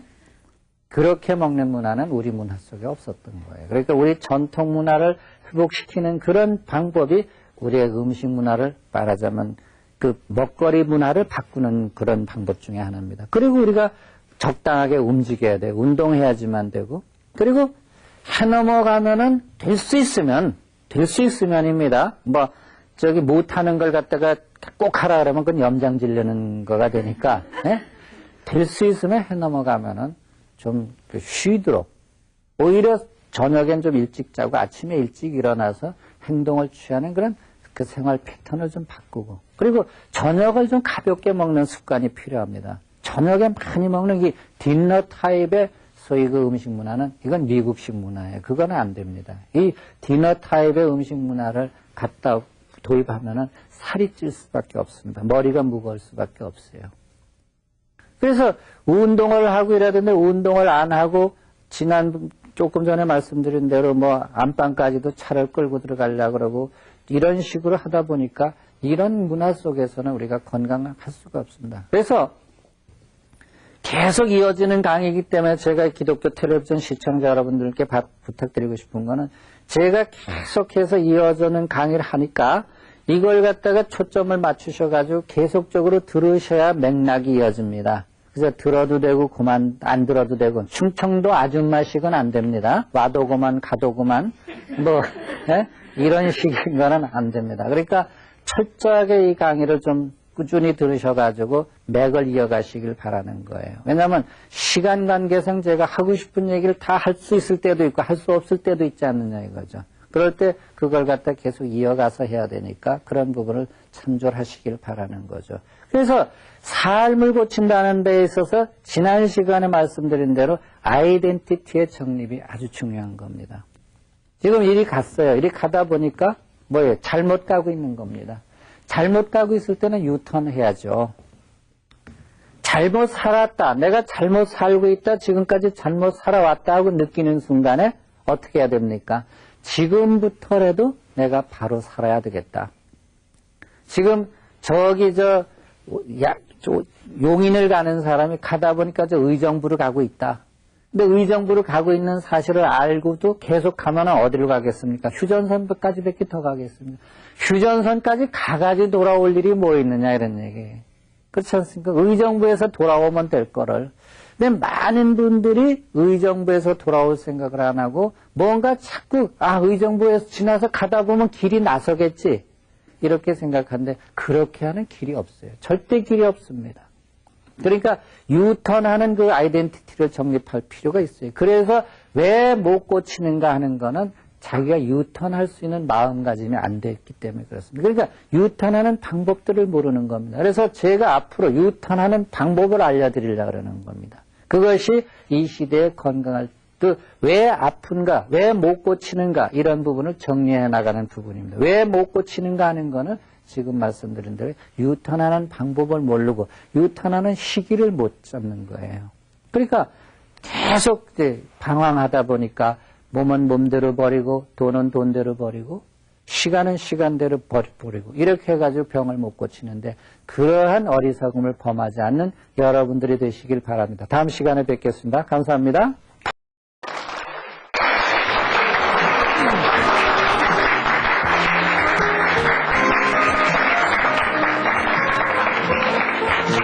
여러분 안녕하세요. 김수경 건강교실의 김수경입니다.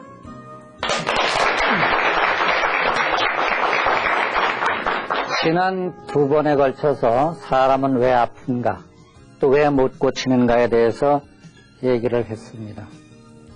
오늘은 그 사람이 병을 앓게 되는 원인이라든가 이런 거에 대해서 조금 심층적으로 들어가서 피에 대한 말씀을 좀 나누기로 하겠습니다. 인생살이를 갖다가 동물적으로 생각을 해가지고 철학적으로 따지지 않는다면은 사람이 살면서 하는 행위가 딱 2가지입니다. 하나는 어떤 피를 만들어가지고 어떻게 돌리느냐 하는 피에 관한 문제가 하나고, 또 하나는 생육하고 번성하라는 하나님의 명령에 따라서 종족 보존을 하는 일이 또 하나의 일입니다.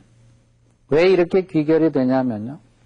우리가 숨을 쉰다, 물을 마신다, 먹는다. 이게 다 뭐를 하기 위해서 하는 짓이냐면은 피를 만들어내기 위해서 하는 짓이나 마찬가지예요. 우리가 운동을 한다, 뭐 이런 움직인다 이런 것들이 다 피를 어떻게 돌리느냐. 사우나를 가가지고 찬물에 한 번, 더운 물에 한 번, 그리고 온 동네 사람들에게 찬물을 튀겨가면서 들락날락하고 그러는 사람들이 있는데 그것도 가만히 보면 그 행위 자체가 어떻게 하면 피를 잘 돌게 하느냐 하는 겁니다. 그렇지 않습니까? 우리가 사랑하는 사람을 만나기 위해서 불원천리하고 막 쫓아간다든가 말이죠.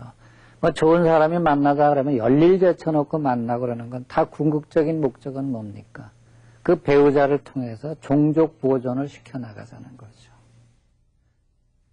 그래서 따지고 보면 인생살이가 엄청나게 많은 일을 하는 것 같은데 실질적으로 그걸 깊이 파고 들어가면은 피를 만들어서 돌려주는 일과 종족 보존하는 일로 귀결이 된다는 거예요. 그건 지위가 높은 사람도 낮은 사람도, 거지도 가난한 사람도 부자도 다 하는 일이 그겁니다.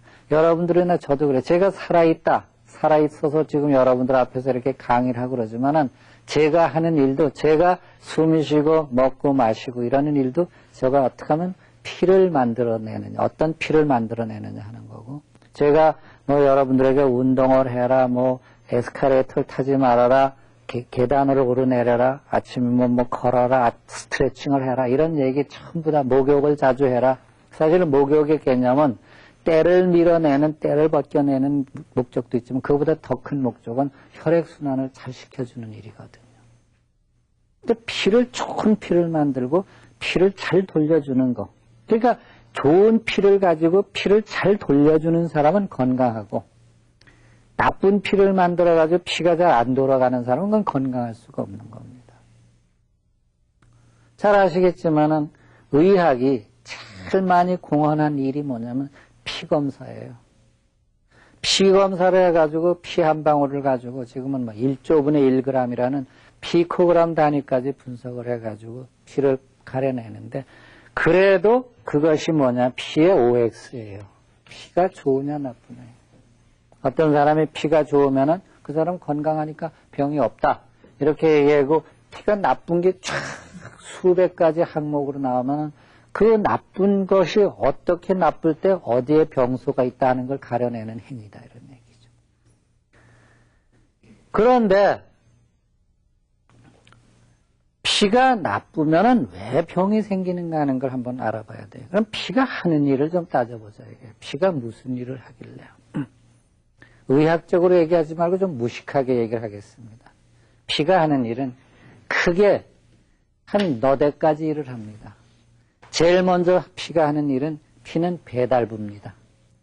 배달부가 돼가지고 우리가 들여 마신 공기라든가 물이라든가 음식물을 통해서 얻어진 영양을 갖다가 구석구석 세포마다 갖다 주는 거죠. 갖다 주는 배달부 역할을 하는 겁니다. 갖다 주고 나서 또 동시에 뭘 합니까? 청소부의 역할을 해요. 뭐 버릴 거 없습니까? 예? 버릴 거 없느냐 이렇게 해가지고 이제 받아다가 그걸 또 치워주는 일을 합니다. 그 다음에 세 번째 일은 무슨 일을 하냐면 군인의 역할을 하는 거예요. 우리 몸에는 외적이 호식탐탐 눈을 부라리면서 우리를 잡아먹으려고 그래요. 왜? 미생물의 눈에는 사람이 지네들의 먹이기 때문에. 미생물의 눈에는 미인도 없고 미남도 없고 애도 없고 어른도 없고 그렇습니다. 우리 몸에 들어와가지고 좌판을 깔고 먹고 살만한가? 못 살까? 이거 뺏기는 그 미생물의 눈에는 보이는 게 없어요. 그러니까 그 미생물이 쳐들어왔을 때 그걸 막아줄 수 있는 방어력, 소위 군사력을 누가 쥐고 있냐? 피가 쥐고 있거든요. 그래서 피가 군사력을 상실했을 때, 무장해제가 됐을 때 우리 몸은 무방비 상태가 되는 거죠. 그래서 세균이 들어와가지고 우리 몸에 병을 일으켜가지고 마지막에 우리가 죽게 될 때는 무슨 병으로 죽냐? 폐혈증으로 죽는 겁니다. 그 세균한테 지는 거죠. 그것이 이제 피가 하는 일이고, 그 다음에 피는 우리 몸의 그 온도를 유지시켜줍니다. 체온이 36도 5부라는 그 온도는 피가 유지시켜주는 거예요. 그 다음에 우리 몸의 이 전해질 바란스를 맞춰주는 게 피가 하는 일이거든요. 이게 피가 하는 일이 이런 역할을 하니까 만일에 피의 질이 나빠지고 피가 잘 돌지 못하면 무슨 기능이 안 되겠어요? 배달부의 기능이 안 되겠죠. 청소부의 기능이 안 되겠죠. 군인의 기능이 안 되겠죠. 우리 몸의 체온을 제대로 유지를 못 해주겠죠. 그 다음에 우리 몸의 전해질 바란스를 못 맞춰주겠죠. 그러면 상식적으로 생각해도 배달부가 영양이라든가 산소를 안 갖다 주는데 어떻게 우리 몸의 세포가 살 것이며 우리 몸의 신진대사 과정에서 생기는 탄산가스를 비롯해서 여러 가지 노폐물이 생겨 있는데 그걸 갖다 청소부가 청소를 안 해주면 우리 몸의 그 노폐물을 다 어떻게 할 것이며 외부에서 적군이 쳐들어와가지고 세균이 들어와가지고 막 그냥 난리를 치는데 우리 군인들이 나가서 막아주지 못하면 그거 어떻게 할 것이며 체온 유지를 못 해줘가지고 지멋대로 온도가 올라갔다가 체온이 올라갔다가 지멋대로 뚝 떨어졌다. 어느 날은 39도 됐다가 어느 날은 35도 됐다. 막 지멋대로 이렇게 된다 그러면 이 어떻게 이 사람이 살 것이며 또 전해질 바란스가 안 맞는다는 건 우리 몸에 이제 이 영양소를 보급한다거나 이렇게 대청소를 해준다는 일은 사실은 따지고 보면 그 삼투압 현상이거든요. 주고받고 하는 일. 이것이 다 피가 조절하는 일인데 피가 그 기능을 못하게 되면 우리 몸의 모든 기능이 아무것도 안 되는 거예요. 따지고 보면은 이걸 갖다가 여러 가지로 늘어놓으면은 뭐 별소리가 다 되죠. 별소리가 다 되지만은 결과적으로는 무슨 소리를 늘어놔도 피가 하는 일이 이렇게 거창한 일 5가지 정도 일을 하는데 피가 나빠지고 안 돌면 그 기능을 못 하는 거예요. 따지고 보면은. 그래서 현대인들이 병을 앓게 되는 이 많은 병을 앓게 되는 원인 중에 큰 원인은 지난 2시간에 걸쳐서 말씀드린 것을 크게 요약하자면은 내용은 뭘로 귀결이 되냐면 피의 질이 떨어지고 피가 돌질 않기 때문에 현대인들이 많은 병을 앓게 된다는 쪽으로 결론이 나는 겁니다. 사실은. 문제는 뭐가 문제냐? 피를 고칠 수 없다는데 문제가 있는 겁니다. 피를 쉽게 이렇게 고치면 얼마나 좋겠습니까? 피를 그냥 뭐 간단하게 피를 좀 고칠 수 있으면 참 좋겠는데 피라는 것이 그렇게 고쳐지지 않거든요. 쉽게 고쳐지지 않아요. 그래서 오늘은 왜 피가 이렇게 고치기가 어려운가 하는 것에 대해서 좀 말씀을 드리려고 합니다. 이거는 의료 장비가 나빠서도 아니고 병원이 나빠서도 아니고 의사가 실력이 없어서도 아니고 뭐 다른 이유가 아닙니다. 피 자체의 메커니즘을 알면 피라는 건 이게 못 고치는 거구나. 이게 피를 이렇게 해야 고치는구나 하는 거에 대해서 정리를 하게 됩니다. 피가 이렇게 있으면 피를 못 고치는 원인 중에 큰 원인은 우선 이 피에 대한 말씀을 드리기 전에 한 가지 더 말씀드릴 거는 오늘날의 우리의 삶이 본인도 모르는 사이에 점점 피가 나빠져가는 삶을 살고 있는 거예요. 지금 그 냄비에다가 찬물을 담고 거기다가 이 개구리를 한 2마리 잡아가지고 넣어놓고 밑에서 이렇게 촛불을 켜놓았다고 생각해 보세요. 촛불을 켜놓으면은 얼른 생각해보면 그 촛불에 무슨 냄비에 물이 끓을까 싶은 생각이 들지만은 시간이 오래 가면 그 물이 끓습니까? 안 끓습니까? 그래, 촛불에도 물이 끓습니다. 그러면은 그 냄비 속에 놀던 개구리는 그 물이 끓으리라는 걸 전혀 생각을 못 합니다. 너무 아주 서서히 물이 뜨거워지기 때문에 처음에 거기서 잘 헤엄치고 놀다가 보니까 어느새 노글노글해지고 따뜻해지니까 거기서 그만 녹아서 어떻게 되냐면 물이 끓어가지고 튀김을 당해도 모르는 거예요. 지금 우리의 삶이 그렇습니다.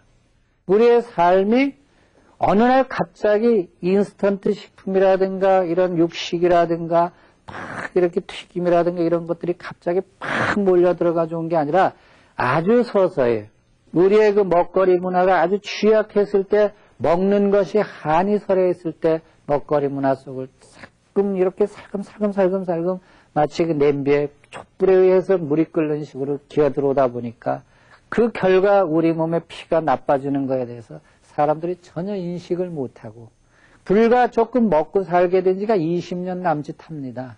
20년 남짓해졌는데 우리나라의 병의 유형이 미국식으로 지금 가고 있는 거예요. 암을 비롯해서 뇌졸중이라든가 심장병이라든가 이런 것, 그 다음에 뭐 당뇨, 고혈압 이런 질병들이 10대 사망 원인의 이제 1순위서부터 쭉 차지하고 있거든요. 그 옛날엔 교통사고가 1위였었는데 교통사고는 4위로 떨어지고 1순위가 암, 그 다음에 중풍, 뇌졸중 이런 거, 거기에다가 이제 심장병. 그러니까 미국식인 병, 서양식인 병이 이제 이 자리매김을 하기 시작한 겁니다. 그게 전부 다가 피의 결과입니다. 피의 원 결과예요. 그래서 피가 어떻게 되길래 이렇게 나빠지는가는 피의 내용을 알아야 병을 고치는 방법이 나옵니다. 그래서 오늘과 다음 시간에 걸쳐서는 제가 피 얘기를 하려고 합니다. 근데 제가 피 얘기를 하면은 사람들은 저보고 피 박사라 그래요. 그래서 뭐 제가 뭐 고스톱 선수인 줄 알고 이렇게 생각하는 분들이 많은데 그 피가 아닙니다.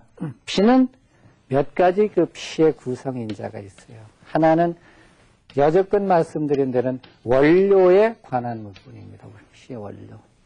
피의 원료는 누가 뭐라 그래도 공기와 물과 밥이에요. 이게 피의 원료입니다. 피가 되고 살이 되는 뭐 찌개 백반 뭐 이런 얘기 있지 않습니까? 그러니까 어떤 음식을 먹느냐에 따라서 피의 내용이 결정이 되죠. 어떤 공기를 마시느냐. 우리가 공기가 탁하면 아주 그냥 몸이 무겁고 답답하죠. 근데 공기가 좋으면 기분이 쫙 좋아집니다. 물도 마찬가지예요. 시원한 물, 정말 생수 흘러가는 물을 쫙 마시면 아주 오장육부가 다 시원한 걸 느끼지 않습니까? 근데 물이 나쁜 거 마시면 그 개운치 않지 않습니까? 결과적으로 뭡니까? 사실은 피라는 건 지난 시간에 말씀드린 대로 물 위에 적혈구, 백혈구, 혈소판, 혈장 뭐 이런 것들이 녹아 있는 게 피예요. 그러니까 물이 굉장히 중요하죠. 그 다음에 피에게 영향을 주는 것이 뭐냐면은 영양인자예요, 영양인자. 이거는 우리가 성경에 보면 그날의 화는 그날의 풀이라 그러거든요. 분노. 그러니까 그 즐거움은 마음의 영약이 되고 번뇌하고 근심하는 건 뭐예요? 뼈가 녹는다는 얘기를 하잖아요. 그렇잖아요. 그런 식으로 우리가 즐겁게 살아야 되는데 영양인자 중에 제일 나쁜 거는 뭐냐? 분노하는 겁니다. 분노 스트레스. 그러니까 남을 분노하게 하는 것도 나쁜 일이고 본인이 화를 내면은 우리가 피가 끓는다, 피가 튄다, 핏발이 선다. 뭐 이런 얘기들 많이 하지 않습니까? 그것들이 전부가 다 뭐하고 관계되는 거예요? 분노하고 관계되는 얘기예요. 뭐 작년에 먹은 송편이 올라오네, 뭐 이런 사람들. 네? 네? 뭐. 이게 다 화나니까 하는 얘기들이잖아요. 그래서 이렇게 분노하게 되면 피가 끓어가지고 피가 좋아지겠어요? 나빠지겠습니까? 피가 좋아질 이유가 없어요. 그러니까 이 피에 영향을 이렇게 줘가지고, 그 다음에 우리가 이제 환경인자라는 게 있습니다. 환경이라는 게 추위, 더위 이런 걸 얘기하거든요. 추우면 피가 잘 안 돌고, 더우면 피가 잘 도는 거예요. 그래서 더운 지방에 사는 사람들이 피가 잘 돌아가니까 게을러. 네? 저 제주도 가면은 서귀포에 밑에 그 보목리라는 동네가 있는데 제주도 사람들 말이 있습니다. 보목리 사람들하고는 약속을 하지 말라. 또 왜 그러냐? 거기가 대한민국에서 제일 따뜻한 마을이기 때문에 제일 게으른 사람들이 많이 살아가지고 그 사람들하고는 약속을 하면 약속 시간에 오는 법이 없다 이런 얘기예요. 그게 왜냐면 피가 그만큼 도우니까. 그리고 우리가 왜 아열대 지방 같은 데 있잖아요. 태국이라든가 필리핀이나 뭐 인도네시아 이런 데 가보면은 거기에 사는 사람들이 피가 잘 돌아가니까 어떻게 됩니까? 노골노골해져가지고 말이죠. 뭐 움직이려 그러질 않아요. 뭐 오늘 못하면 내일 하지. 또 먹을 걸 그래 걱정 안 하면 대충 따먹으면 되잖아요. 맨 걸려있는 게 뭐 음식인데 아무 열매나 따먹으면 되잖아요. 그러니까 거기에 대해서. 그러니까 환경인자가 피에 영향을 상당히 주죠. 그러니까 우리나라도 보면은 우리나라는 사계절이 분명하니까 겨울에 사람들이 제일 많이 죽어요. 왜 많이 죽느냐? 피가 잘 안 돌아가니까. 네? 그 겨울에 제일 많이 죽는 이유가 바로 거기 있습니다. 이게 그 피하고 관계되는 거예요. 그 다음에 피를 돌려줄 때 문제가 되는 이 순환인자가 있습니다. 피를 돌려줘야 되잖아요. 피를 돌려주는 힘이 심장에 있다고 생각하는 분들이 계신데 그건 참 미스테이크입니다. 우리 몸의 핏줄은 10만 킬로입니다. 모세관 혈까지 전부 실핏줄을 다 연구하면 10만 킬로, 지구를 2바퀴 반을 돌아야 됩니다. 그 다음에 이 모세관의 수는 51억 개입니다. 51억 개. 모세관의 숫자는 51억 개예요. 그런데 이 심장이 한번 박동할 때 확 눌러주는 힘은 얼마냐면 1파운드밖에 안 돼. 네? 1파운드. 1파운드라는 건 450g입니다. 16온스가 450g. 한번 확 내려줄 때 힘은 1파운드밖에 안 돼요. 그러면 이 1파운드 힘으로 탁 눌러주는데 이 피가 10만 킬로를 돌아가는데 22.5초 걸리거든요. 한 바퀴 이렇게 피가 돌아가는데 22.5초 동안에 피가 한 바퀴 쫙 돌아가지고 심장으로 되돌아간다. 이건 엄청나게 계산이 안 맞는 생각이에요. 이걸 과학자들이 계산을 해봤어요. 이 10만 킬로 51억 개의 이 모세혈관에 피를 22.5초 만에 돌릴 정도가 되려면은 심장이 얼마의 힘을 가지고 돌려야 되는 90톤의 힘을 가지고 돌려야 돼요. 90톤의 힘. 지금 90톤의 힘을 가지고 돌려야 말하자면 이 심장을 90톤의 힘을 가지고 꽉 짜고 그래가지고 그게 꽉 할 때가 90톤씩 꽉 가해져야 되는 거예요. 90톤을 가해야 이 22.5초 동안에 이 51억 개의 그 모세관을 통해서 10만 킬로의 피가 여행을 해가지고 돌아오게 돼 있는데 지금 1파운드의 힘을 가지고 피가 여기까지 돌아온다. 택도 없는 얘기죠. 그러니까 예전역부터 계산이 안 맞는 얘기지. 그렇죠? 그래서 이것이 어떻게 돌아오는가 하고 따져봤더니 심장에서 피가 가는 거는 모세혈관 입구까지밖에 못 가는 거예요. 모세혈관 입구까지 가고 모세혈관에는 모세혈관과 동맥모세혈관과 정맥모세혈관을 연결하는 데는 글로미라는 장치가 있어가지고 글로미에서 어떻게 하냐면 모세관 운동에 의해서 글로미 운동을 통해서 피가 바이패스가 되더라 하는 겁니다. 그래서 모세혈관 숫자만큼 뭐가 있냐면 글로미가 있는 겁니다.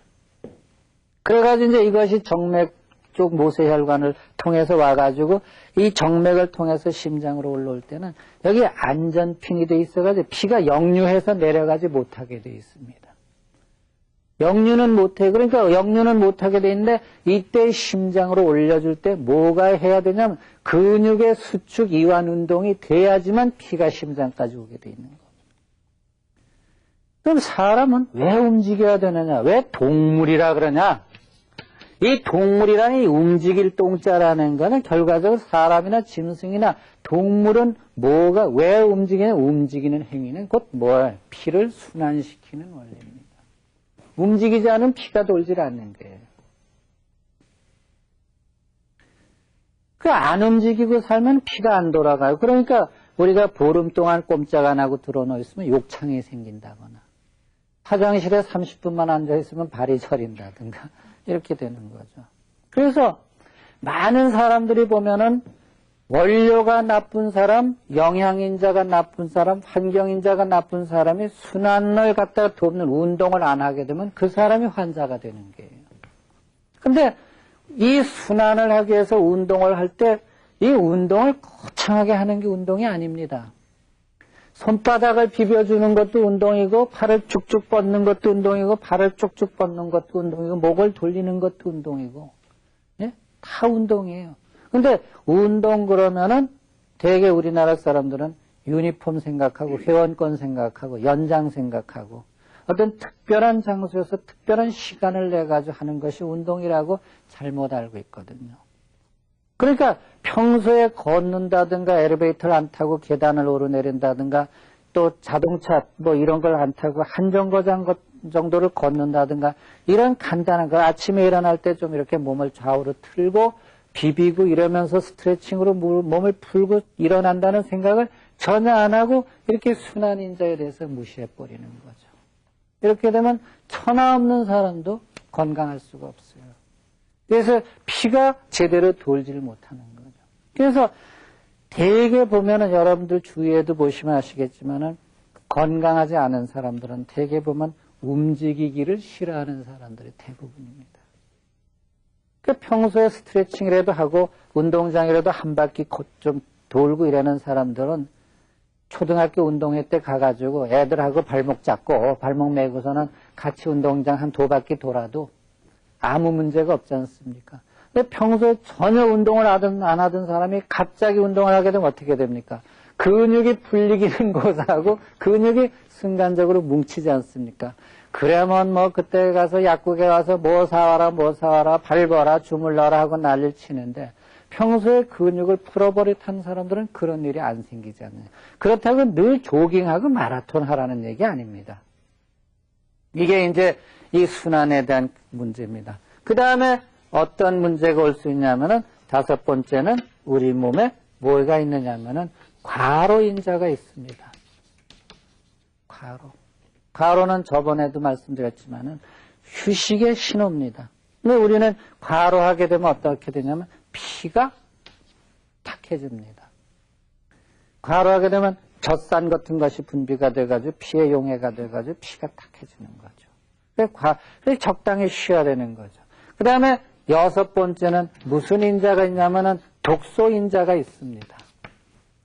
오늘날 살면서 우리가 독소에 노출이 돼 있잖아요. 사실은 환경 호르몬도 독소고 식품 첨가물도 독소고 뭐 독소가 한두 가지가 아니에요. 저는 이번에 미국의 그 테러 사건을 보면서 뭐 탄저균 있죠. 엔트렉스라는 이 탄저균 소동을 벌이고 있는데 저는 탄저균이길 망정이지.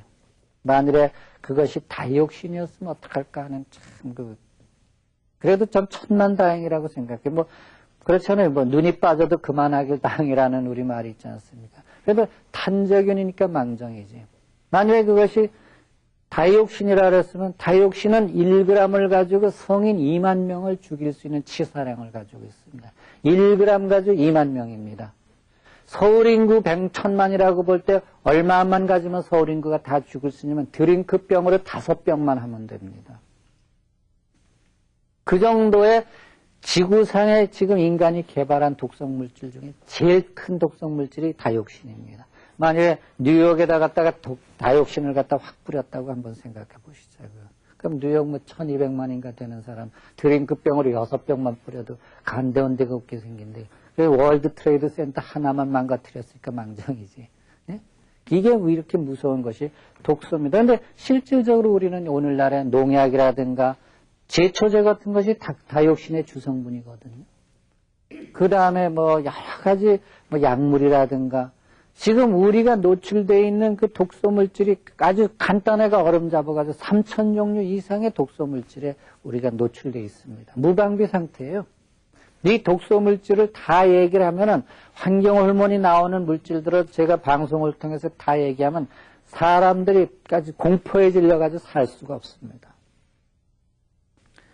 하다못해 우리 생활 주변에 있는 거, 집안에 있는 가구 하나, 여기 깔려있는 이런 거, 이런 정말 매트 하나에서부터 침대 그 매트리스 있지 않습니까? 거기서부터 시작해서 우리가 세탁물 쓰는 거, 뭐 우리가 흔히 쓰는 그런 그 세제, 어떤 거 하나든 지금 우리의 삶 주위에 있어 독소물질이 아닌 것이 거의 없습니다. 이 문명이 가져오는 가장 큰 피해 중에 제일 큰 피해입니다. 뭐 심지어는 이 전자파 같은 것도 다 독소물질 아닌가. 요새 뭐 보면은 뭐 핸드폰 다 저도 가지고 다니고 다 끌안고 다니지만 전자파가 핸드폰에서 나온다는 건 공지사실 아니냐 이런 얘기죠. 이러한 독소물질에 지금 노출이 돼 있는데 그 독소물질에 노출된 이 삶을 오늘날 어떻게 할 수가 없어요. 그래서 이걸 갖다가 현대 생명공학에서는 뭐냐면 제노바이오틱이라 그래가지고 이거 이렇게 그냥 묶어가지고 이걸 일반적으로 독소물질이라고 얘기하고 맙니다. 그런데 여기에 우리가 노출되어 있지 않나요? 그 다음에 뭐냐면 7번째는 우리의 리듬이에요. 생체 리듬. 이건 유전적인 형질이라든가 체질이라든가 이런 걸 갖다가 통합적으로 얘기할 때 리듬이라고 합니다. 그러니까 이렇게 돼가지고 피는 그 사람의 피의 한 방울 한 방울 따져보면은 그 사람의 뭡니까? 원료 또는 영양인자, 환경인자, 순환자, 과로인자, 독소인자, 리듬. 이러니까 결과적으로 그 사람의 피는 뭔지 아세요? 그 사람의 인생이에요. 그 사람의 피는 그 사람의 인생이다. 그러니까 피를 의사가 실력이 없어 못 고치는 것도 아니고 장비가 나빠서 못 고치는 것도 아니고 못 고치게 돼 있잖아요. 인생이라는 게 약으로 고쳐주면 얼마나 좋겠습니까? 우리 주위에 보면은 저 사람 인생 좀 고쳐줬으면 좋겠다고 싶은 사람들 참 많잖아요. 당신 좀 이리 와봐. 이거 좀 먹고 당신 인생 좀 고쳐봐. 그래가지고 뭐 약 좀 먹여가지고 고칠 수 있으면 얼마나 좋겠습니까? 저 사람 정말 인생을 고쳐줬으면 좋겠는데 이리 와봐. 당신이 수술 좀 해가지고 인생 좀 고쳐봐. 해가지고 뭐 고를 이렇게 빠개가지고 이렇게 해가지고 좀 고쳐봐. 안 되잖아요. 그러니까 피를 못 고치는 이유는 바로 인생이라는 게 약이라든가 수술이라든가 이런 걸로 고쳐지지 않기 때문에. 그럼 인생은 누구 겁니까? 누구 거예요? 본인 거잖아요. 인생은 본인 거죠.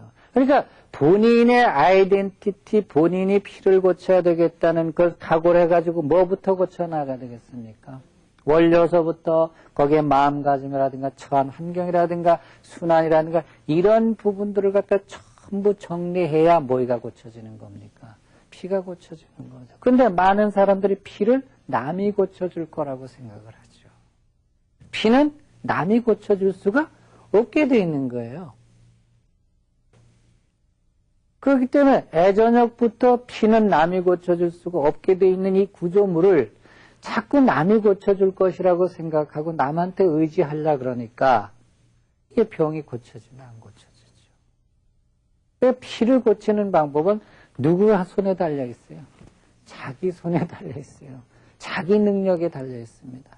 그래서 자기가 결심을 해가지고 피를 고쳐야 되는데 많은 사람들이 좋은 거 먹으면 되는 걸로 알아요. 여기 좋은 거 먹어가지고 피가 고쳐지게 돼 있으면 한번 찾아보세요. 없잖아요. 그러니까 무슨 좋은 거, 무슨 곰발바닥이라든가 뱀탕이라든가 뭐 이런 걸 먹으면 피가 고쳐질 거라고 생각하고 그런 거 찾아다니고 헤매는 사람들이 있고 여기서 못 고치니까 미국 가면 고칠 거라고 쫓아가는 사람이 있고 또 어떤 건강식품 먹으면 될 거라고 생각해가지고 쫓아가는 사람이 있고 이렇게 되는데 결과적으로 그런 걸로 해가지고 피가 고쳐지게끔 돼 있질 않다 이거죠. 이걸 인식하시는 것이 여러분들이 건강하게 사시는데 가장 중요한 포인트입니다.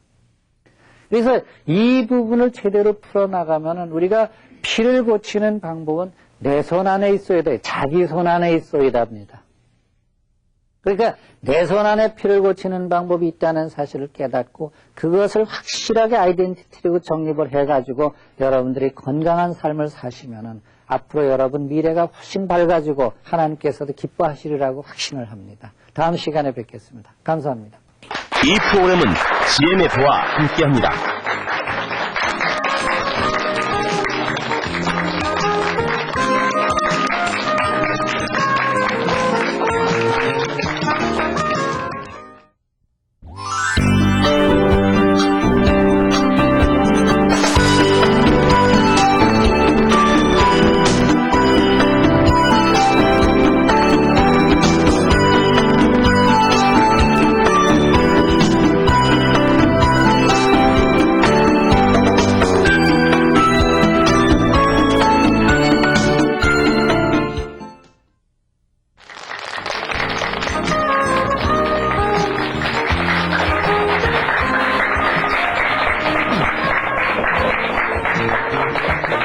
여러분 안녕하셨어요? 자주 뵙죠? 지난 시간에 피에 대한 말씀을 드렸는데 오늘 피에 대한 정리를 좀 더 해드리려고 합니다. 지난 시간에 말씀드린 대로 피가 그렇게 여러 가지 그 요인들에 의해 가지고 피 한 방울이 나빠졌음에도 불구하고 우리는 그냥 피 검사 결과만 놓고 단순하게 그 피에 대한 그 결정을 해버립니다. 현대인들이 병이 들었는데 그 가장 힘든 부분이 뭐냐면은 이 피에 대한 인식을 잘못하고 있는 겁니다. 그 왜 그러냐면 이걸 좀 자세히 설명드릴 필요가 있습니다. 사람이 병이 들면은 크게 나타나는 증상이 5가지가 있습니다. 하나는 첫째는 그 발열입니다. 열이 납니다. 두 번째는 발적이라든가 부종이 옵니다. 세 번째는 통증이 옵니다. 네 번째는 그 종창이라는 것이 옵니다. 곪는 겁니다. 5번째는 기능 상실이라는 것이 옵니다. 이것이 이제 병이 나타나는, 소위 아프면 나타나는 증세입니다. 어떤 사람은 아프면 열이 나고 또 벌개지든가 붓든가 아니면 또 아프든가 곪든가 기능 상실인가 혈압이 올라가든가 내려가든가 소화가 안 된다든가 설사가 난다든가 이런 것들이 이제 기능 상실에 들어가죠. 근데 이것이 아주 재밌습니다. 왜 재밌냐면은 세균에 의해서 병이 생겨도 아파도 이런 증세가 나타나요. 또 염증 반응에 의해서 병이 생겨도 이런 증세가 나타납니다. 뭐 심지어는 그 한의학적으로 볼 때는 이 기의 바란스가 안 맞아가지고 원기 생성이 안 돼도 이런 증세가 나타납니다. 그 다음에 조금 전에 며칠 전에 계속 설명드린 내용대로 우리가 모이가 나빠져가지고 소위 음식이 나빠져가지고 만성병 생활습관이 잘못돼가지고 소위 피가 나빠져가지고 병이 생겨도 이런 증세가 나타납니다. 근데 실질적으로 일반인들은 이렇게 열이 나고 발적이 되고 부종, 통증이 이렇게 났을 때 이것이 세균에 의해서 병이 온 건지 염증 반응에 의해서 온 건지 기의 바란스가 안 맞아서 온 건지 피가 나빠져서 온 건지를 사실 모릅니다. 또 여기에 더 큰 문제는 전문가들이라는 분들이 열이 나면은 왜 열이 났느냐 하는 걸 따지지 않아요. 열 나면 우선 뭐부터 생각합니까? 그냥 해열제. 그 다음에 발적이라든가 붓는다든가 이렇게 되면 뻘개진다 그러면 어떻게 소염제라든가. 부종이 오면 이뇨제 같은 거 그냥 쓰면 되는 걸로. 통증이 오면 진통제라든가 뭐 이런 거. 또 이 무릎 같은 데 아픈 그저 파스 같은 걸로 해가지고 이러 붙이면 되는 거. 종창이 생겼다 그러면은 이의화를 불문하고 항생제를 쓴다든가 부신피질 호르몬제를 쓴다든가 또 항히스타민 제제를 쓴다든가 이런 걸로 종창을 다스린다 하는 게. 기능 상실이면 그저 혈압 높으면 왜 혈압이 높았냐 따지지 않고 혈압 강화제 쓰고 혈당이 높아졌다 그러면 그냥 혈당 강화제 쓰고 설사 난다 그러면 지사제 쓰고 그렇지 않습니까? 변비라 그러면은 그 변비 해소제 쓰고 이렇게 되는 게예요. 그러니까 당연히 그 치료의 패턴 속에 그 전문가들 의식 속에도 그렇게 돼 있고 일반 환자들도 그렇게 생각하고 있기 때문에 그저 열이 나면은 왜 자기가 열이 났느냐는 생각 안 하고 가서 약국에 가서 나 열나요. 그러면 또 약사는 열난다 그러면 그냥 해열제 주고 국민 의식도 그렇고 약을 주는 사람들도 그렇고 심지어는 뭐 병원 안 그런 분들도 있겠지만 많은 병원에서도 그저 열난다 그러면 해열제 주고 이때 예를 들어서 세균 같은 거를 할 때는 뭐 주로 뭘 씁니까? 여기서 이제 항생제 쓰죠. 항생제 하나만 더 보태면 이거 하나만 더 보태면 항생제, 해열제, 뭡니까 소염제, 이뇨제, 진통제, 스테로이드 제제, 엔티히스타민 제제, 그 다음에 기능 상실에 쓰는 여러 가지 제제가 실질적으로 약의 거의 전부예요. 따지고 보면 약의 전부가 이거예요.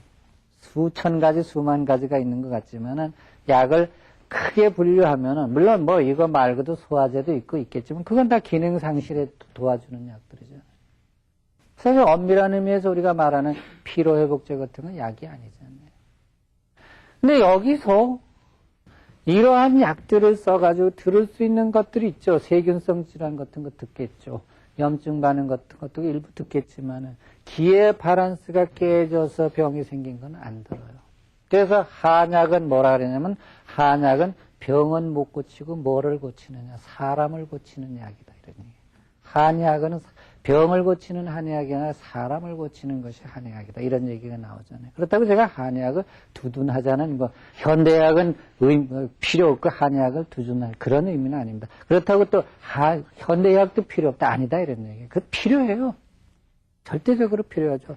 예방의학적인 차원에서 진단을 해야 된다든가 응급수술을 해야 된다든가 이런 경우에 현대약이 없으면 현대약의 공헌도가 없으면은 오늘날 이렇게 평균 수명을 늘어뜨리고 많은 사람들이 지금 노인 문제가 될 정도로 사회 문제가 될 정도로 이렇게 되기가 어려운 거죠. 그걸 무시하자는 얘기가 아닙니다. 그러나 여기서 제가 문제 삼자는 건 뭐냐면 피를 고치는 피가 나빠져가지고 이러한 증상이 생겼을 때 피가 나빴을 때 이러한 약들을 써가지고 피가 안 고쳐질 때 의학계에서는 뭐라냐면 약이 없다 이렇게 결론을 해요. 약이 없다는 결론은 그렇습니다. 근데 문제는 약이 없다고 결론이 딱 나면은 사람들이 얼른 내가 그럼 피가 나빠져가지고 피를 고쳐야 되겠구나 하고 생각을 하면 천만다행인데 그러질 못하고 약이 없다고 딱 얘기를 하게 되면 그때 많은 사람들은 약이 없대. 난 죽었어. 죽을 병 걸렸다. 이렇게 생각하는 데 문제가 있는 겁니다. 현대인들의 피가 나빠지는 거는 팔당 호수의 물이 더러워진 거하고 마찬가지입니다. 팔당 호수의 물이 옛날부터 더러웠던 건 아니거든요. 팔당 호수에서 1년에 꺼냈던 쓰레기 양이 700톤 이상이 됩니다. 근데 그 수중 카메라로 촬영한 거 보면 그 부유물이니 뭐니 해가지고 팔당호가 점점 썩어 들어가는 거잖아요. 팔당호가 썩어 들어가는 거와 같이 우리 몸의 피가 그와 비례해서 오염이 되고 있다고 생각하면 틀림없습니다. 팔당호 따로, 우리 몸의 피 따로가 아니에요. 그러니까 자연이 망가지는 것만큼 인체도 망가지고 있는 거죠. 자연이 망가진다. 토양이 나빠지고 화학비료라든가 농약, 제초제에서 망가지는 것만큼 뭡니까? 논에서는 개구리도 못 살고 미꾸라지도 못 살고 물방개도 못 살고 거머리도 못 살죠. 그 물이 흘러나와가지고 개울물을 오염시키니 개울에 지금 물고기가 거의 못 살지 않습니까? 겉으로 볼 때는 멀쩡하게 살아있는 물같이 보이지만 지금 물은 점점 죽어가고 있는 거죠. 그것이 우리 몸의 피하고 똑같습니다. 왜냐하면 산하에 흐르고 있는 물이 뭡니까? 자연 속의 피 아닙니까? 자연의 피예요. 자연의 피가 곧 물인데 그 물이 오염이 되고 있다는 얘기는 자연의 피가 오염이 되고 있는 겁니다. 자연의 피가 오염되고 있는 것과 마찬가지로 우리 인체의 피도 지금 더러워지고 있는 거죠. 그 결과 나타나는 현상이 소위 말하는 만성병이고 성인병이고 식원병이고 생활습관병이고 그렇다 이런 얘기죠. 그래서 이 피가 이렇게 나빠지는 그 이유를 갖다 좀 더 디테일하게 말씀드리면 여러 가지 그 팩터가 있다고 지난 시간에 말씀을 드렸지만 더 구체적으로 말씀드리면은 입으로 들어오는 이 입, 여기에 이제 코가 있고 여기에 이제 입이 있습니다. 코로 들어오는 공기가 들어와가지고 기도를 통해서 폐에 와가지고 산소가 분리돼가지고 이것이 심장으로 가죠. 심장에 이제 산소가 가서 있고 입으로 들어오는 음식이 위를 통해서 작은 창자에 가가지고 여기서는 이제 큰 창자로 가고 여기서는 간의 문맥으로 가죠. 간의 문맥. 이것을 간 것이 이제 영양소입니다. 이 영양소가 심장으로 가가지고 산소하고 영양소가 결합한 것이 뭐예요? 피의 질이죠. 피의 질이 이렇게 결정되는 거예요. 여기에 아까 말씀드린 영양인자라든가 환경인자라든가 독소인자라든가 순환인자라든가 생체 리듬이라든가 과로라든가 이런 부분이 개입이 되지만 실질적으로 피의 주 원료는 코로 들어오는 공기와 입으로 들어오는 물과 밥이 주 원료다는 얘기죠. 오늘날의 음식이 풍부해지고 많아진 것만은 사실인데 뭐가 문제냐? 음식의 질이 떨어지고 음식 속에 독소 물질이 많이 들어가. 쉽게 말씀드린 대로 저번에 말씀드린 대로 선악과의 개념이다 이런 얘기죠. 그럼 결과적으로 선악과를 먹는 날에는 뭐라 그랬어요? 정령 죽으리라 이렇게 된 거죠. 정령 죽으리라 그랬는데 우리는 정령 죽으리라 그랬는데 그 말을 안 듣는 거예요. 계속 선악과를 먹고 있는 겁니다. 스트레스도 우리가 그래요. 마태복음 6장 25절에서부터 34절 보면은 백합화를 비교하고 날아다니는 새를 비교하면서 하나님께서 뭐라고 명령하냐면 걱정 근심하지 말고 살아라 이런 얘기죠. 내일 일은 내일 걱정하고 오늘 걱정하지 말아라 이런 얘기가 있지 않습니까? 그럼에도 불구하고 우리는 맨날 걱정 근심하는 거예요. 예? 안 일어날 일까지도 만들어가지고 걱정을 하고 이런 분들도 있어요. 그래서 결과적으로 이렇게 만들어진 피를 통해서 뭐가 만들어지냐? 세포가 만들어지고 이 세포가 모인 것이 조직이고 조직이 모인 것이 기관이고 기관들이 모인 것이 뭐예요? 이게 몸이에요. 이게 몸입니다. 그러면 몸에 병이 들었다는 얘기는 결과적으로 피의 질하고 관계가 되는 겁니까? 안 됩니까? 그러면 어떤 사람이 병에 걸리느냐?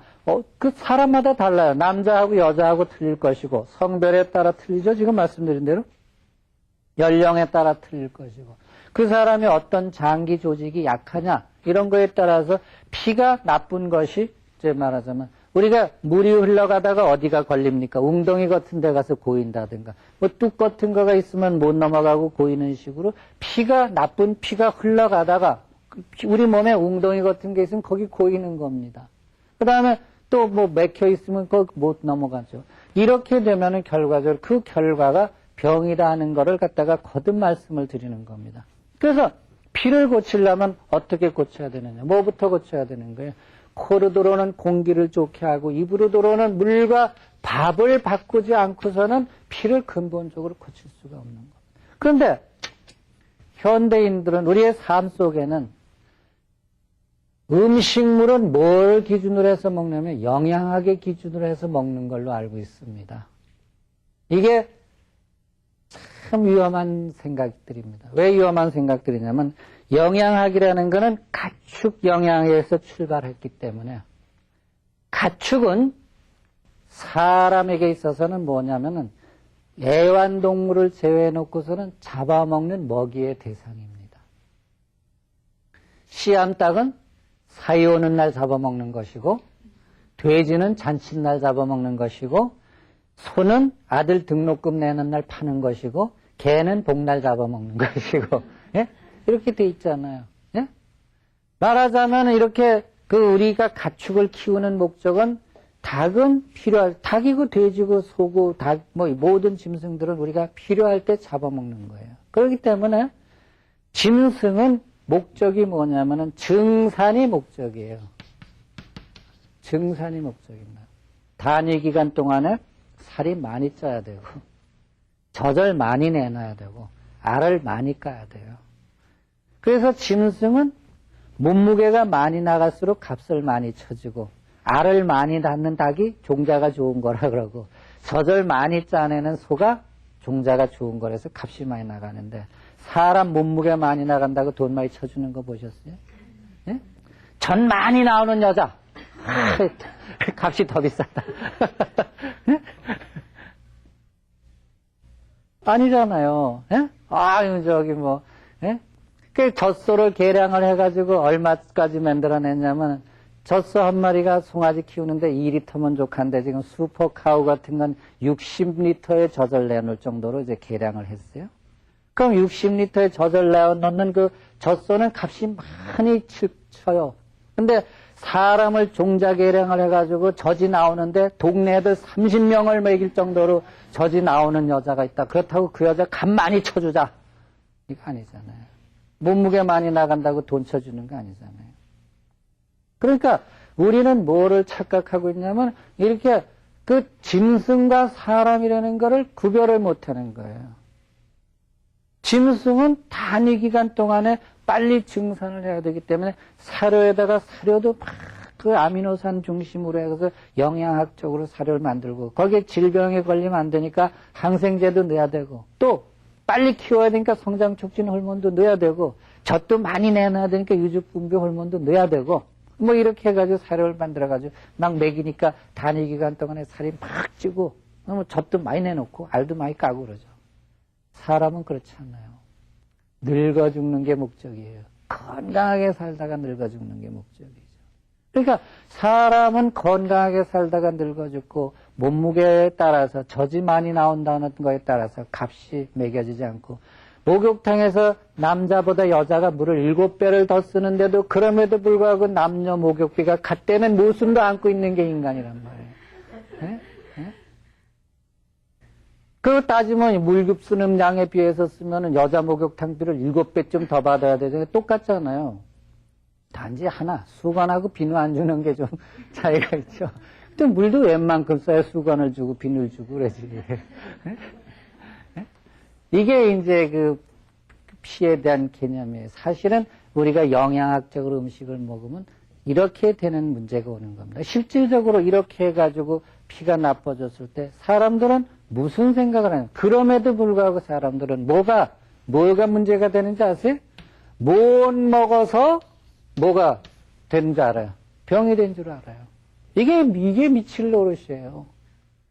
그러니까 눈만 마주치면 뭔가 잘 먹으라고 말이죠. 뭐 좋다는 건 되게 많습니다. 예? 제주도 군뱅이서부터 시작해가지고 알라스카산 웅담 이 녹용까지 해가지고 또 오죽해서 뉴질랜드산 녹용 중에 70%를 한국에서 쓴대잖아요. 우리나라 IMF가 오니까 제일 타격 먼저 받은 데가 뉴질랜드 녹용업자들입니다. 그럴 정도로 우리가 세계에서 좋다는 건 다 먹고, 그래서 제가 캐나다도 가보니까 한국 사람이 그쪽 캐나다 사람들을 풀어놓고 산삼을 캐는 사람들이 있어요.